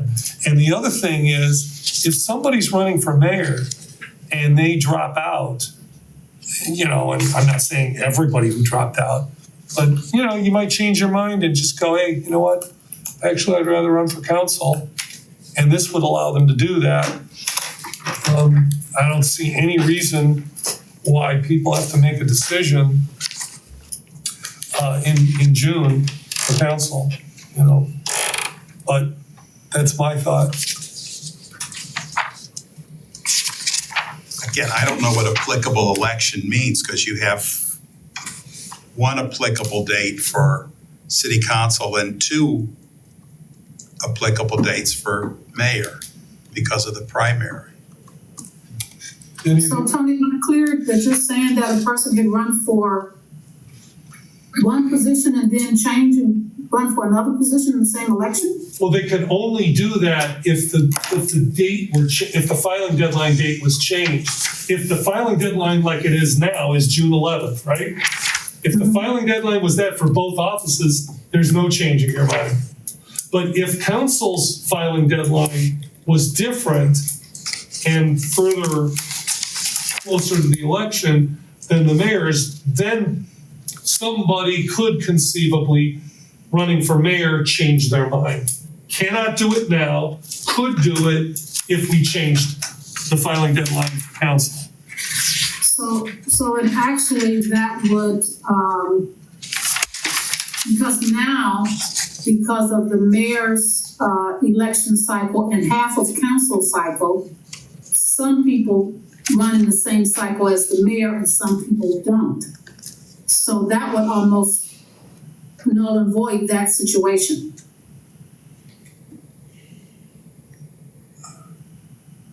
I don't know what you mean. Okay, so half of council is up for election at one No, time. that part I understand, the null and voiding part. Explain the null and void. The same time as the mayor. So some council people can run for mayor and have a safe seat. Right. So once you run, if you don't win as mayor, you still have your council seat. There's other people, such as yourself, if you ran for mayor, you would have to give up your council seat. Right. So what I'm saying, this would almost make that null and void, so that whatever cycle you're running in, if the dates are different, a person could run for one position and if change their mind, can run for another. No, Yes, no? I don't think so. I think Tony's scenario is a little different than what you're describing. Okay, That someone can, they could run for mayor and they could decide at the last minute not to file, and then there would still be time for them to go out and get petitions to run for city council. Whereas under the current scenario, you can't do that. Because if you decide at the last minute that you're pulling out, well, the filing deadline passed. But I still think that we need to clarify what is meant by applicable election. Can you remind me again which? We are in 7.3C, because I think it's still a little ambiguous under the current language, and I think the Board of Election just went with the mayor primary date. So the question that we have to decide is, do we want to have a different filing date for city council versus the mayor race? When was your filing deadline? Was it for you guys that were, August. it was The August? second one I read was in Right. August. So we have, depending on when your election cycle is, there are different filing dates. That filing date for city council, it seems to me, ought to be consistent. And so, why it's August for 3 council members and then it's June for 4 others. No, it was August when she ran unopposed in an even year. It was not. To filling, Pardon? But that was to be reelected to the second part of a Unexpired term. expired term. Yeah, that's actually different than what you're talking about. Yeah. But when she ran, when Gail and Jim ran 23. in 23, their filing deadline was June something. was it June? I can't remember. I would like to say, I think they need to be same, because people need to decide, do you wanna run for mayor, or do you wanna run for council? So I would like to see those filing dates be the same for that reason. Well, if you file for, You'd be too late if you tried to wait out the primary though. Could you file for both? Yeah, Can you file for both? no, you've got to make an election. I did run the through. reason, You can get signatures, but I don't think you can file. so that's one option that's available. The other thing is, why are you asking council people to be so far ahead of an election when you're not asking, the mayor Doesn't come out Uh, otherwise. deadline and the primary are much closer together than the council deadline and the council election. What I'm saying is moving it forward, moving it like to August, for instance, for council is really not, it's still the same ratio of time. It's just for a different position. I mean, those are the two reasons. What did you want to say? Oh, I didn't have anything further to add to that. I have one other, Well, Question about- where's everybody on moving the council filing deadline? I would like to see it stay the same as it is now. So that's because it presumes that, I don't feel strongly one way or another. which is probably not what's gonna happen. Personally, I kind of like them being the same, but again, I don't feel too strongly about it. So if other folks do feel strongly about it, I could defer to other folks. I'm okay with the present time. Yeah, it just Yeah.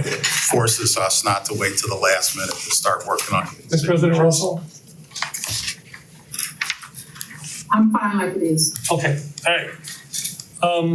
What were any of the other issues? Well, and this wasn't Oh, yeah, discussed yeah, yeah. before, but here is a question, like, there are some charters that allow a cure period. If you are A what short signatures, you have an opportunity to go and get additional signatures. I think the city of Cleveland gives you 5 days, but, you're having to collect a couple thousand signatures.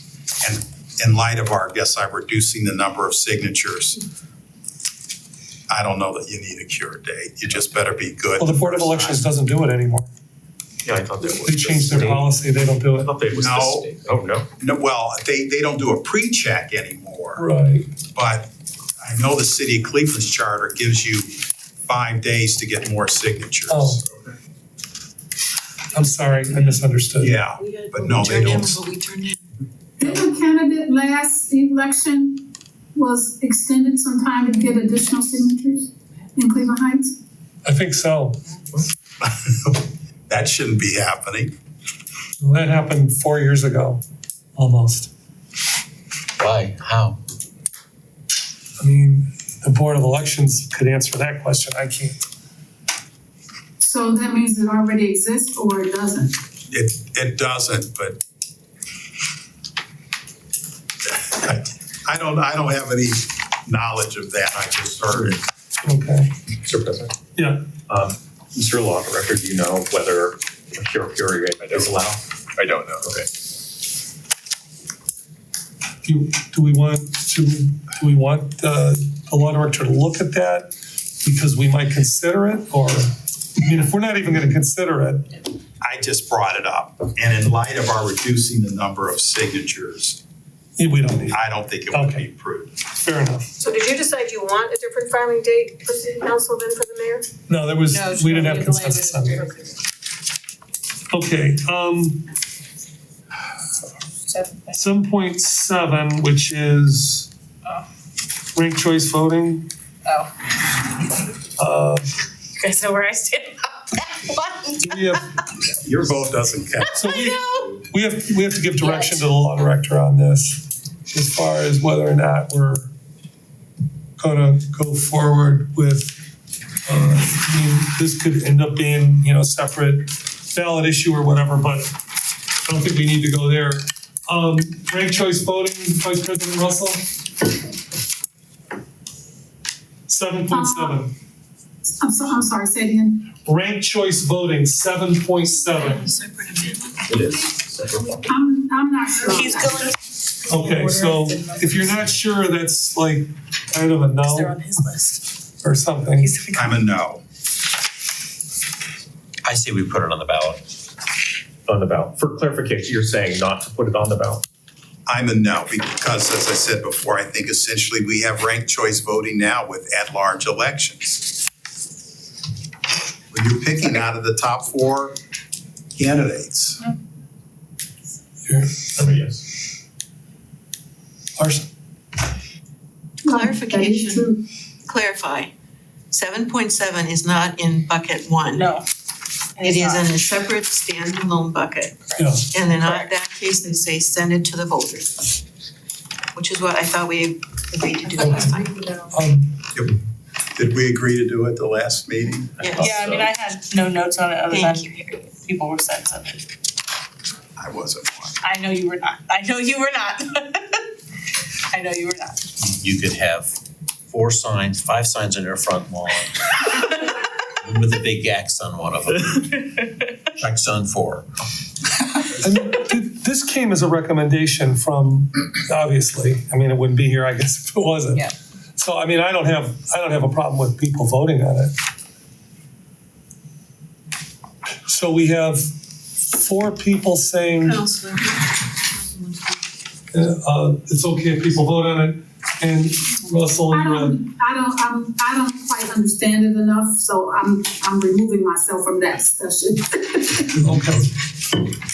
So I don't know, I mean, we could ask Maddox and just see where he's at on this. I think it's gonna become a moot point because the state legislature is gonna pass a law outlawing it in Ohio.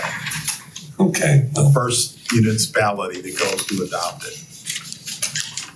So maybe if we are directing the law department on this, it is number 5. I think it's the last Yeah, one that just gets put it worked on. last, yeah.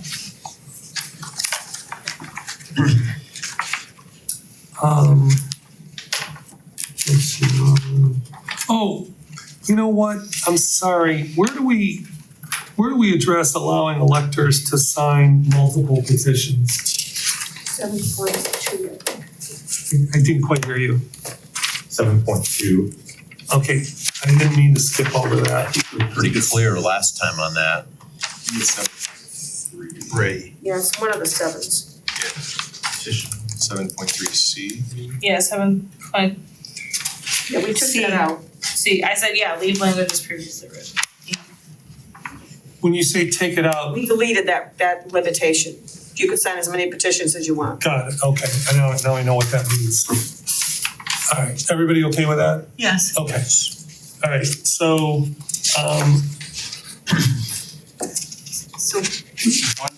so what are we directing the law director to do on 7.7? Put it last in the scheme of things. What do you mean that put it was- last? Like, work on the other buckets. Okay. I think that's my understanding. No, everyone else understanding? No, I think that's it. 7.8, we came up with a number, right? 1,700? Is that correct? 7.8?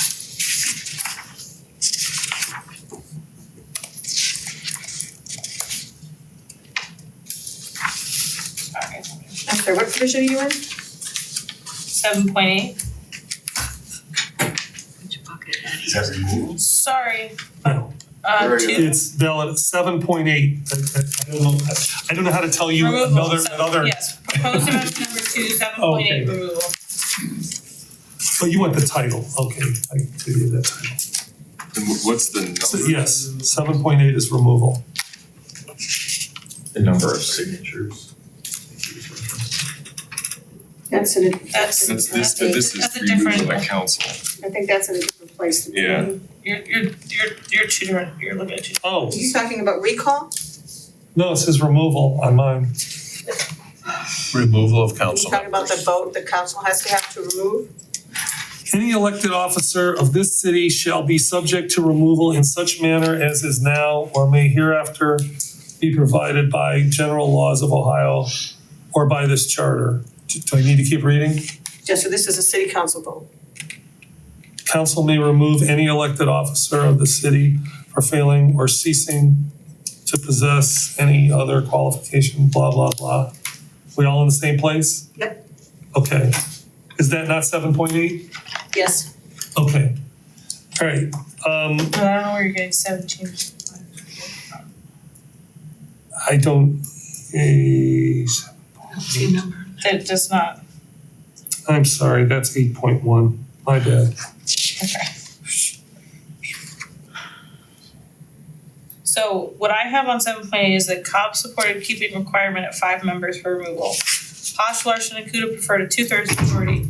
And I said law director will research use of a specific number versus a fraction in other cities, and whether a council member being considered for removal can vote.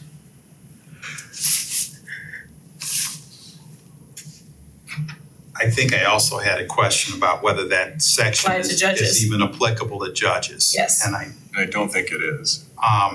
Again, we thought that was a June issue. an elected official.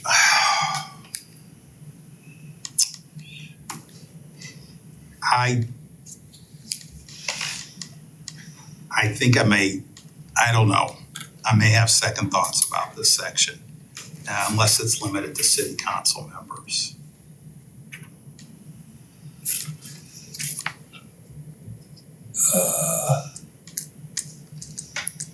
What would apply to the mayor then? Well, I Recall. Recall. For the mayor. I think, yeah, you need to have a high bar to do that. Yep. One could argue should have a very high bar to remove a city council member who could take unpopular stands or fall in disfavor with their council members.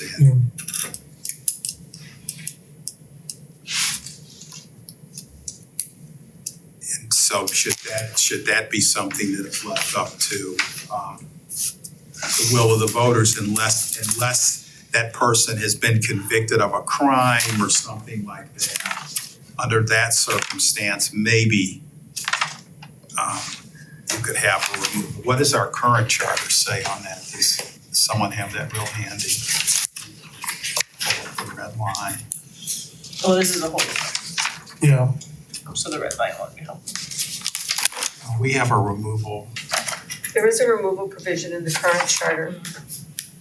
It's just, I just meant it's not on the red line. It's not as broad as this. Or- And removal is limited to council. And it's pretty strong. Well, there's a, Gross misconduct, malfeasance, or disqualification or conviction of a crime, or violation of the charter, or persistent failure to abide by the rules of council. There is a provision on removal of the mayor. yeah, it says, Yes. if at any time the mayor shall cease to be qualified for the office or shall be convicted of a felony or shall be declared legally incompetent, the mayor shall immediately forfeit office. But he's forfeiting office. That doesn't require a council vote, does it? Right, it doesn't, it's a forfeiture. It's a mandatory forfeiture, and I guess the question then, Who decides? How do you enforce that? Who decides?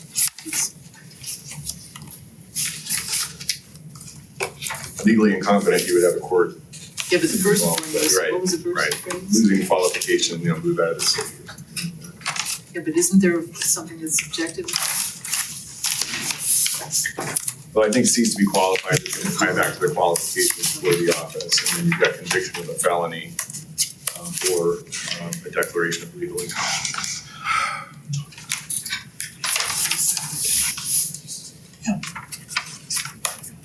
well. We were focused wanna on remember. having uniform triggers for removal. The mayor's right now is different than what is applicable to city council. But I mean, it's certainly your call as to whether you want to include removal as to anybody or everybody, or anything in between.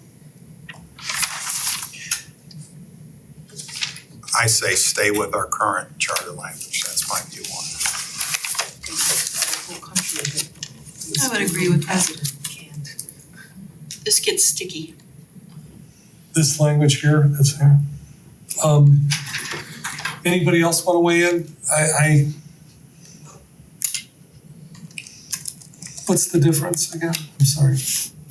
Well, we don't, council doesn't have any say currently with removal of the mayor. There's specified grounds. And then for removal of a council member under the current charter, it's a little more limiting and specific than the proposed change here. Gross misconduct, malfeasance in or disqualification for office, conviction of a crime involving moral turpitude while in office, violation of the charter, or persistent failure to abide by council rules.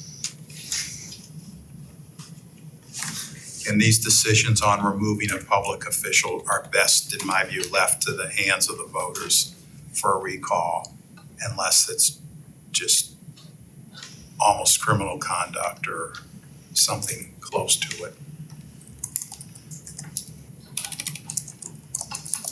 So where's everybody at on this? We're with Cobb? Okay. That's me. Okay. Anybody in a different place? I'm okay with that. Okay. All right, good. Go ahead. Can I just ask the law director a question? Sure. Do you feel you have clear direction about what attention you should be giving to section 7.7, I think it is, which is the ranked choice voting? Because my impression of what I heard here was that it's last on the list, but what does that mean? What does the council asking you to do? If you feel you have good direction, that's fine. I don't hear you have good direction. What's last on the list mean? I heard last on the list, and I know it's essentially 7 o'clock. I think there was some question about asking Maddox what Yeah, And then that would be the fifth. there's also some related issues that have to do with filling vacancies and some of the provisions for how those elections would occur that could be impacted by ranked choice voting, as well as the primary and time for filing questions. So I think there are reasons to sort this out a little bit more from the law department's perspective only. Okay, as long as you're comfortable that you have clear direction, I don't care. I just don't, I didn't say it myself. If you're comfortable, that's fine.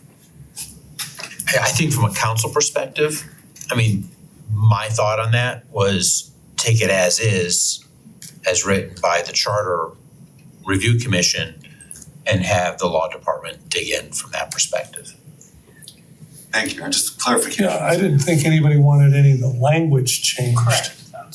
It was just a matter of whether or not there were 5 people Who were that interested. wanted to direct the law director to put it. But we're not taking anything out at this Right. point, Right. That's in right. this regard. Yeah. But on removal, are you saying you wanna leave what's in the charter now for removal as to both city council and the mayor? As opposed to, That's what I heard. as opposed to inserting the 7.8 new portion that was written for Yeah, that's, red line 2. Any elected official. Right, so 8.1 was the one that I think people suggested 1,700 as the number, hold on, 'cause I don't have it. as opposed to like a percentage. Are we still in agreement there? I did, This is for ballot initiatives and referendums and recall. We were still using a percentage, nobody agreed to change it to. yeah, I didn't have anything on 8.1. My only change I wrote it down here. Somebody said that I said 1,700. was 8.3 and changing signatures from 25% to 15%, which would be approximately Approximately what? 2,500 signatures for recall. That's what I have written, but Wait, on 8.1, where, does anybody have any notes on this? Yes, you agreed to 10%, 15%, 15% for initiative, referendum, and recall. Wait, we agreed to 10%? For the first one, yeah. Okay, 10%. And I think I know why I wrote down 1,700 because that's what it would, approximate. that's approximately what it would be. So my bad on that, no hard number.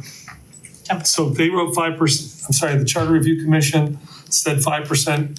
Our consensus was that it should be 10%. Is that correct? I'm seeing I'm seeing that you guys wrote 10%, Okay. and we so agreed we're to good there? 10%. Red lines. 8.2, what was that, Addie? 15?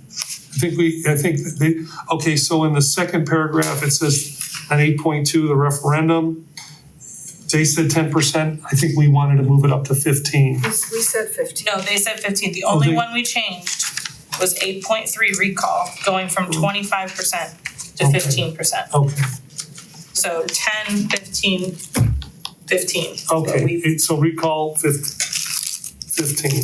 That may be the change from the May draft to the final. Right, yeah. All right, let's go to 9.1 unless anybody's got anything 8.5. else. Pardon? 8.5. 8.5, what about it? I have a couple things on here. Oh, I wrote, aren't we changing this? With about publicity, so revised to website, newspaper, or pamphlet mail. And then keep either in language in 8.5A1. Modified distribution, mail 1 copy per household instead of per registered voter. Provide instructions on how to access a digital copy or request a mailed copy. There's a lot of notes on this one, guys, sorry. Yeah. Well, And I think I knew you were taking notes and that's why I didn't. Well, what I had was you were going to put it on the website. Yep. And either Newspaper mail or or publish. pamphlet, right? No, do you have different, sorry. And we had consensus on this previously, correct? yeah, I'd propose we just move on to You guys section wanted to 9. read it. No, we're almost done. We can wrap this up in the next 10 minutes or so, I think. But are everybody okay with 8.5? Sure. What Addie just said, okay. So on 9.1, which was, What bucket is that in? Can you remind me? Sorry. I'll try to review. 9.1 is in 1. 1?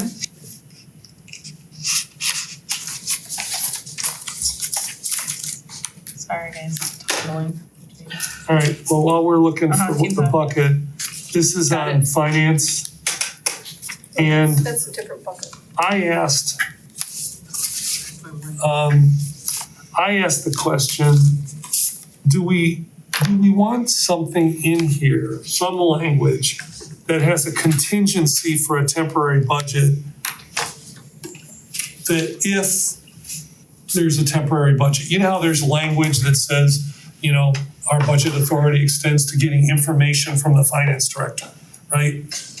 Do we want some kind of language in here that says, in the case of a temporary budget, in the case of the necessity for a temporary budget, you know, time runs out, we missed the deadline, we don't have a consensus, whatever it is, that the finance department is compelled to cooperate, write a temporary budget, participate. I don't have the words, but I think you guys know where I'm going here because there's nothing in here about that. And we sat here in December and we were trying to figure out, okay, you know, how do we get this done? We know how we got it done. My question is, do we want language in here that instructs how it will be done if it happens? Go ahead. I know a lot of current and former law or finance directors in other cities, and I will tell you, what we had experienced was just so off the wall. That work should have been done by the finance department, period. Do we I want would- to codify it? I would let the law department answer that question. And the reason I'm suggesting that is if we're codifying that, we may be forced to have to codify a lot of other gray areas that we don't know about right now that can be used. So I would much rather hear. Oh, sorry. When you say codify that, two In the things. Codify, you mean charter. And that, you're talking about specific requirements related to the budget applicable to the finance director? Is that what you're talking about? Yes, that the finance director would be compelled to cooperate with, I don't have language, okay? But that there would be no gray area about who produces the temporary budget. I mean, Or assist with the temporary. I think this is a council decision, first of all, but I think there is language in charters out there that speaks to the responsibilities of the finance director and often speaks to responsibilities that run to the mayor and to the council. I'm not sure I can't think of a provision that is budget specific other than references to budget in those more general prescription provisions. But if you wanted me to look for some of those and send them to council, I can certainly do that, and then council can make decisions from there. I'd like to see that because I think what you're saying is you've seen things in other charters that would cover this scenario we're talking about. Well, again, that I'm not certain of, but I think you're talking about sort of a direct service provision for council related to the finance director that would be based in charter.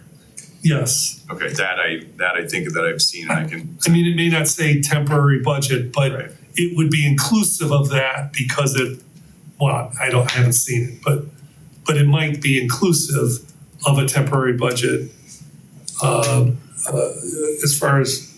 Yeah, I think that's right. I mean, I think I've seen language, again, that's broad in that sense, that would likely reach that, and I'll try to pull some of that. I can't quote it chapter and verse at the moment. There's currently language in the charter that says, quote, "Such information shall be furnished in detail for each department and in such form as the city council may from time to time require, and shall contain the recommendations of the mayor as the amounts to be appropriate and the reasons therefore in such detail as council may require."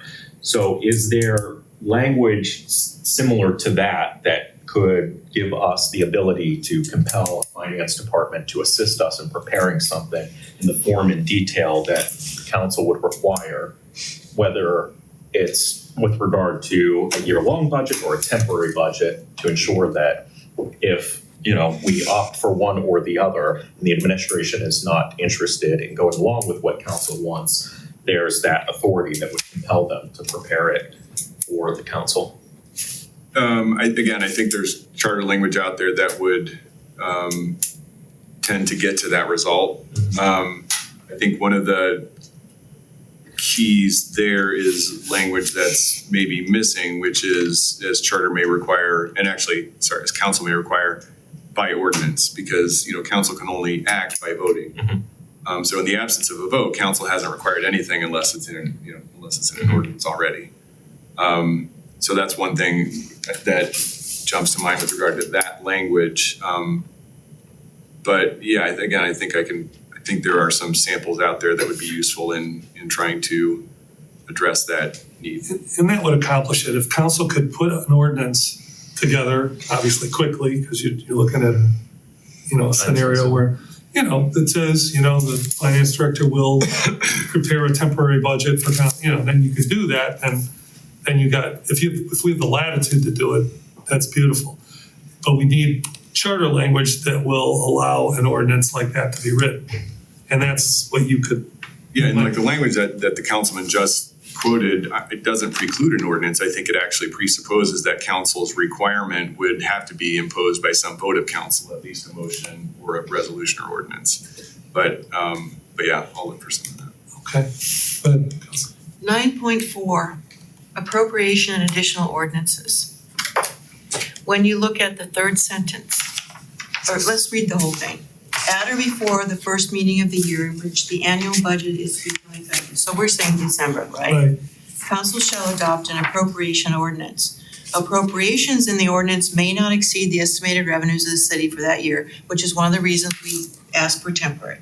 The next sentence, such ordinance may provide for an interim appropriation. Could we put in there such ordinance as prepared by the finance director may provide for an interim appropriation, or inserted in there at that point?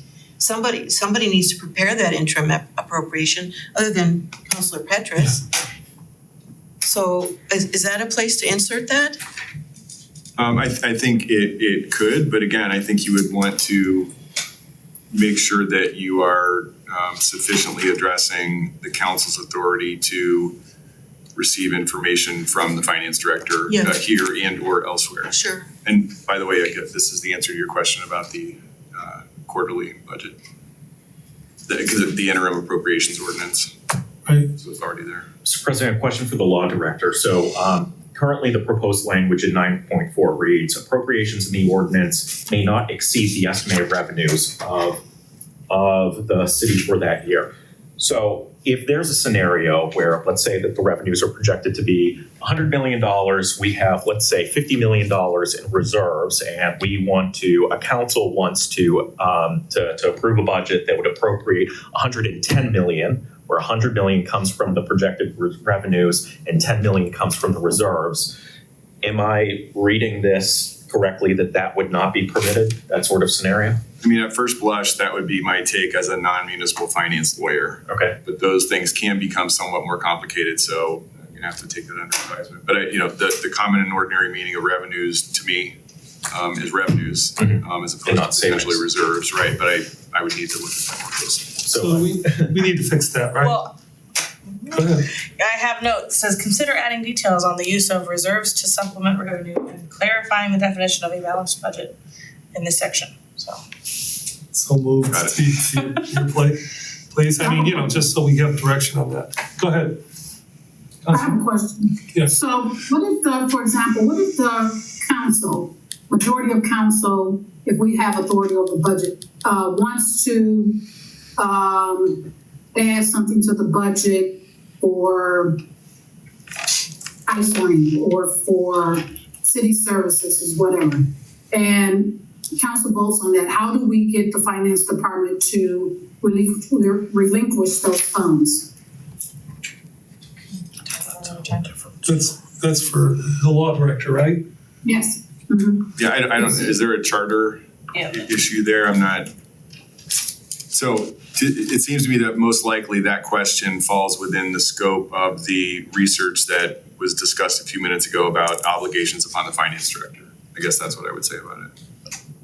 Thank you. Yeah, and that would be good to, I'm looking forward to seeing, what maybe another city has there. So let's not make, let's see what the law director sends us, and then we'll make a decision there. Okay. Yeah, go ahead. If I could. So looking at the current language of the charter, says, what is this? 9.2, finances and appropriation ordinance. Upon receipt of such estimate, the council shall at once prepare an appropriation ordinance in such manner as may be provided by general ordinance or resolution using the mayor's estimate as a basis, and such appropriations shall not exceed the estimated revenues of the municipality. So that's what's there currently. The budget that we passed recently, the expenditures exceeded the revenues. So did we pass something that did not conform with this? Our budget, I thought that it was like 107 million in I think it was- expenses, something like that. 105, I think the projected revenues were 98. Because of those unencumbered funds that were used from different Right, accounts. but his point. But it says shall not exceed the estimated revenues of the municipality. So maybe that's a discussion for another time, but that's the language that Well- currently exists in the charter. We do want, pretty airtight language there.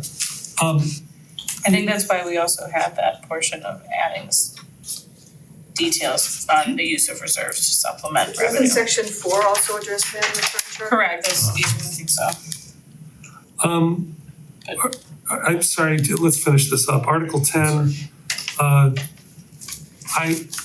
think that, I know we talked about the oath of office shall be administered by the law director, and 10.5, the training, we were looking at changing that language a little bit to more like Mandatory Lakewood's. to be conducted at a committee of the whole, is what we were talking about. At least with Posh's suggestion, I believe. Okay, so we weren't talking about changing it other than that, because I had a note, look at Lakewood's or, Yeah, that was the only one that I okay. had there. Article 11, I see that has boards and commissions, and I asked, should it say committees too? And I don't remember what we, Decided not to, Yeah, you'd say that. because there's so many of them. so just leave it as boards and commission? I believe that's what you all decided, but you could go back and look at the Wait, let me tape. double check, hold on.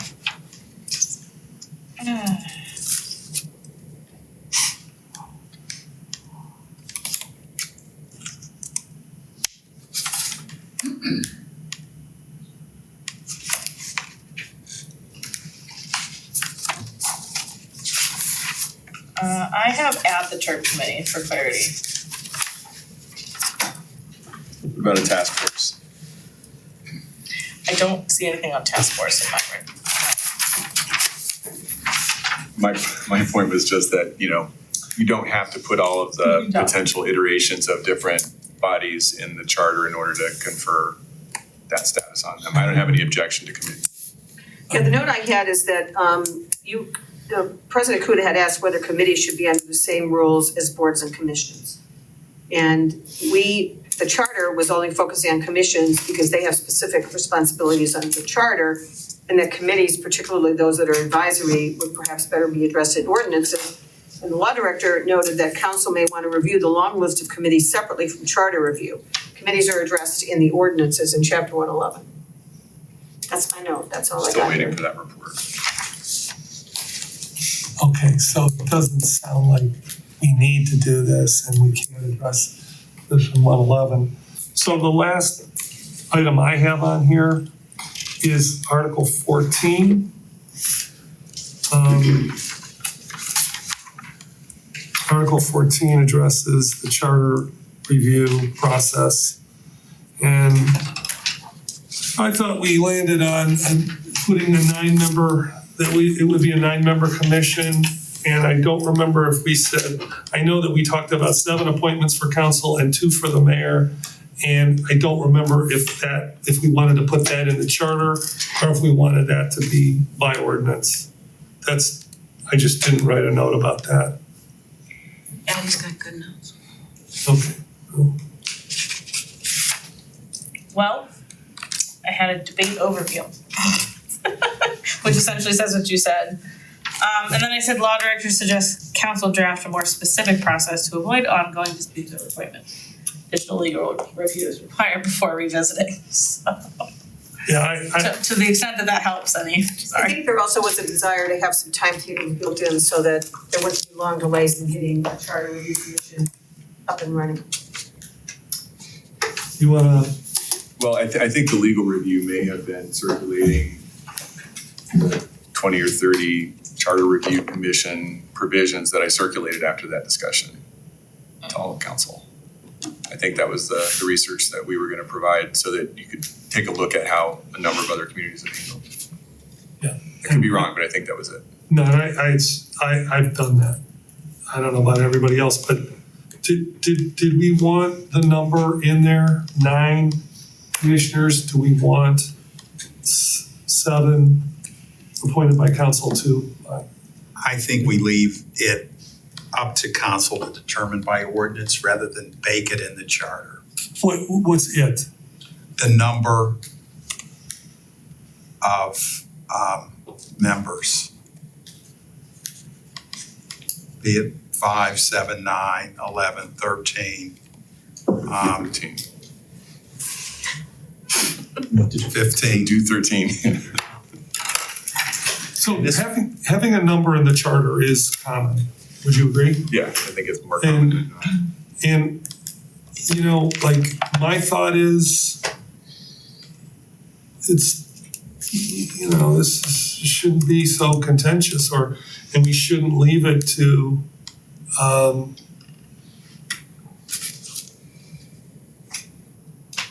I don't know. Okay, I hear you. You think it should be in the chart. I'm sorry, in the ordinances. Anybody else? Can I ask one? How did the numbers work out that you guys had? Oh, 9 was okay. You had good attendance with the 9? It was okay. Okay, so yeah, so We never had not a quorum. Yeah, I mean, we had consistently one person who didn't show up, so it might be, Well, but that was kind of a odd situation. I think the thing that was a challenge was the amount of time was very compressed, but 9 was a workable number. Yeah, so 9 I think was sorry, I found my better notes. Yeah. Too many notes. So yeah, you had suggested a 9-member commission, 8 appointed by council, 1 by the mayor. Cobb supported 9 members, but wants future council to determine the appointment method. So you wanted to leave that portion out, but you were okay with 9. Posh agreed with 9 members. Petrus supported council appointing the majority but prefers flexibility, so gave an option of 7 appointed by council, 2 nominated by the mayor and conferred by council. You two said that mayoral appointees should not require council confirmation. You suggested a 30-day appointment deadline. Bell's down there. And then, yeah, you supported the no fewer than 9 members language. So it sounds like 9 is the number that you guys kind of all agreed on. Yep. Method was, some wanted it in the actual charter, some said the method by which they were appointed should be better in the ordinance. Yeah, I mean, this is very clearly, as I said before, very clearly a legislative function. I think it should be baked into the charter as a legislative function. I think I think Petrus's compromise was perfectly fine, the 7-2 split, but if you want to leave it to councils and have this be an ongoing debate, I think if somebody wants to change it from this, they should have to do it in a charter change. That's how I feel. But anybody else want to weigh in? Because we need a consensus and it's almost 7:30.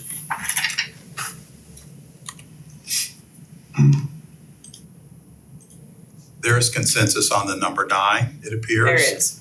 Appoint a 9-member commission to review the entire. I mean, it's clear that it's council's authority to do the appointing, just like it was before there's nothing that stops council from soliciting recommendations from the mayor under any circumstances.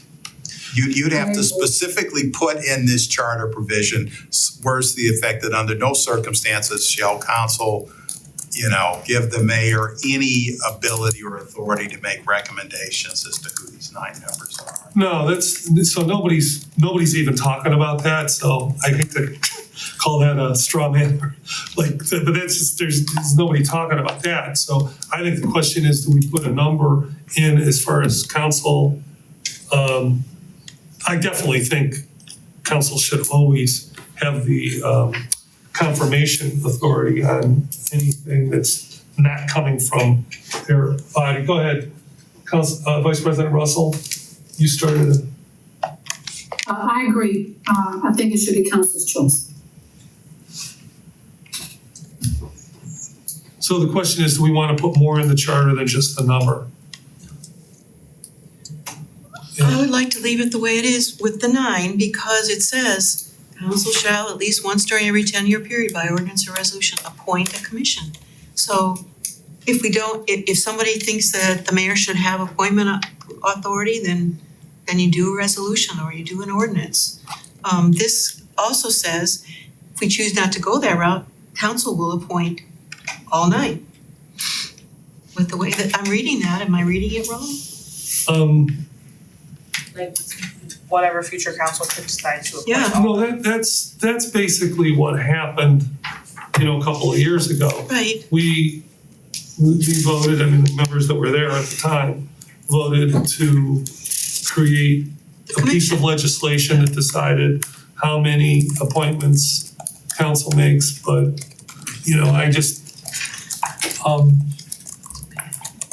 I saw so much mischief, I can't even keep track of how much there was. And I just thought the more we,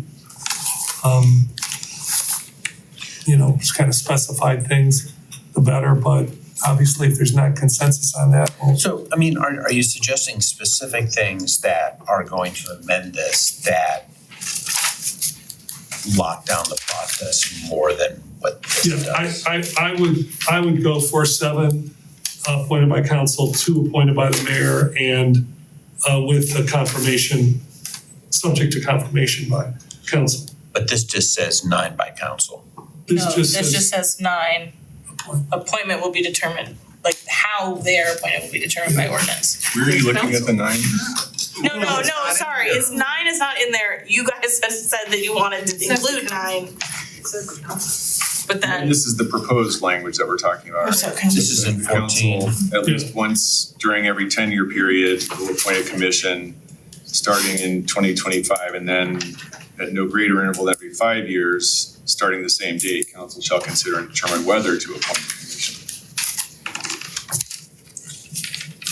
We recommended council for a reason. Right, but we didn't say 9. We didn't say 9, but Okay, we. sorry, I was switching those 2 around. Who we appointed. right, but the way that is, the way that had been determined, the meaning of that meant that council could be, they could give all, in that language, and you correct me obviously if I'm wrong, council could give the mayor all 9 appointments and just confirm them, and that could be considered council appointing. Is that correct?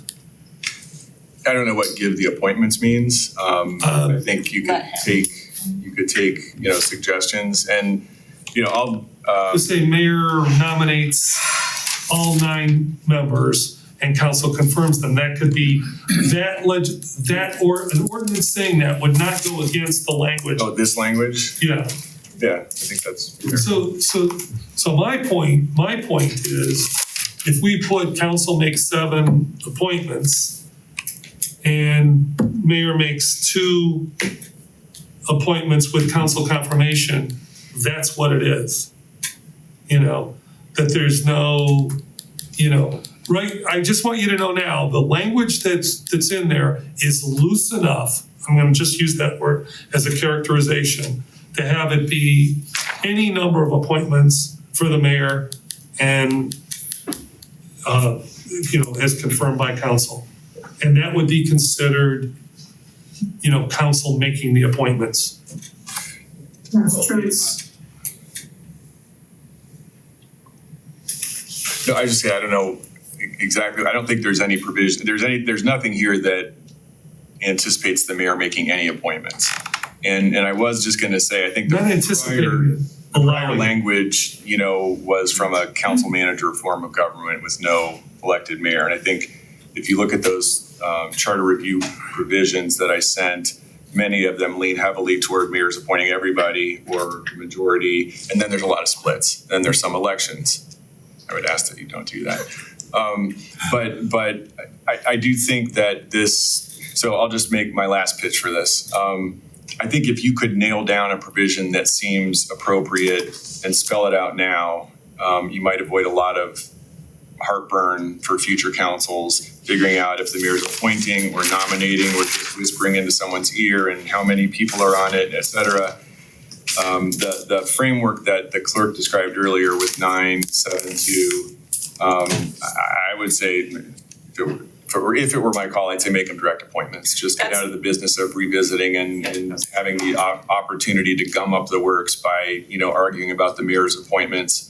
And So take out the confirmation part of it? Yeah, Okay. and leave the 30 days there though, so that you don't have a situation where the 30 days that she mentioned, I know it's not anywhere right now. Right. So you don't have a situation where a mayor, doesn't, sort of timely cooperate. And that, you could do that to yourselves as well. Yeah, I just wanna say, I do have in a big, pretty red outlined box at the bottom of my, again, notes, too many notes. Says add language to specify 9-member commission where council appoints 7, mayor directly appoints 2. Criteria, qualified elector of the city, period. I thought that was sort of. That's I didn't remember that last part, so thank you for that. my last note on the page. And really, all of my argument comes down to not allowing this to become a distraction for council or for putative commission members or for the city. The business of charter review is important. Get to it. I would agree with what Eddie has. I mean, it's in a pretty red box, that's New Yeah, York. no, I Sorry. could live with that.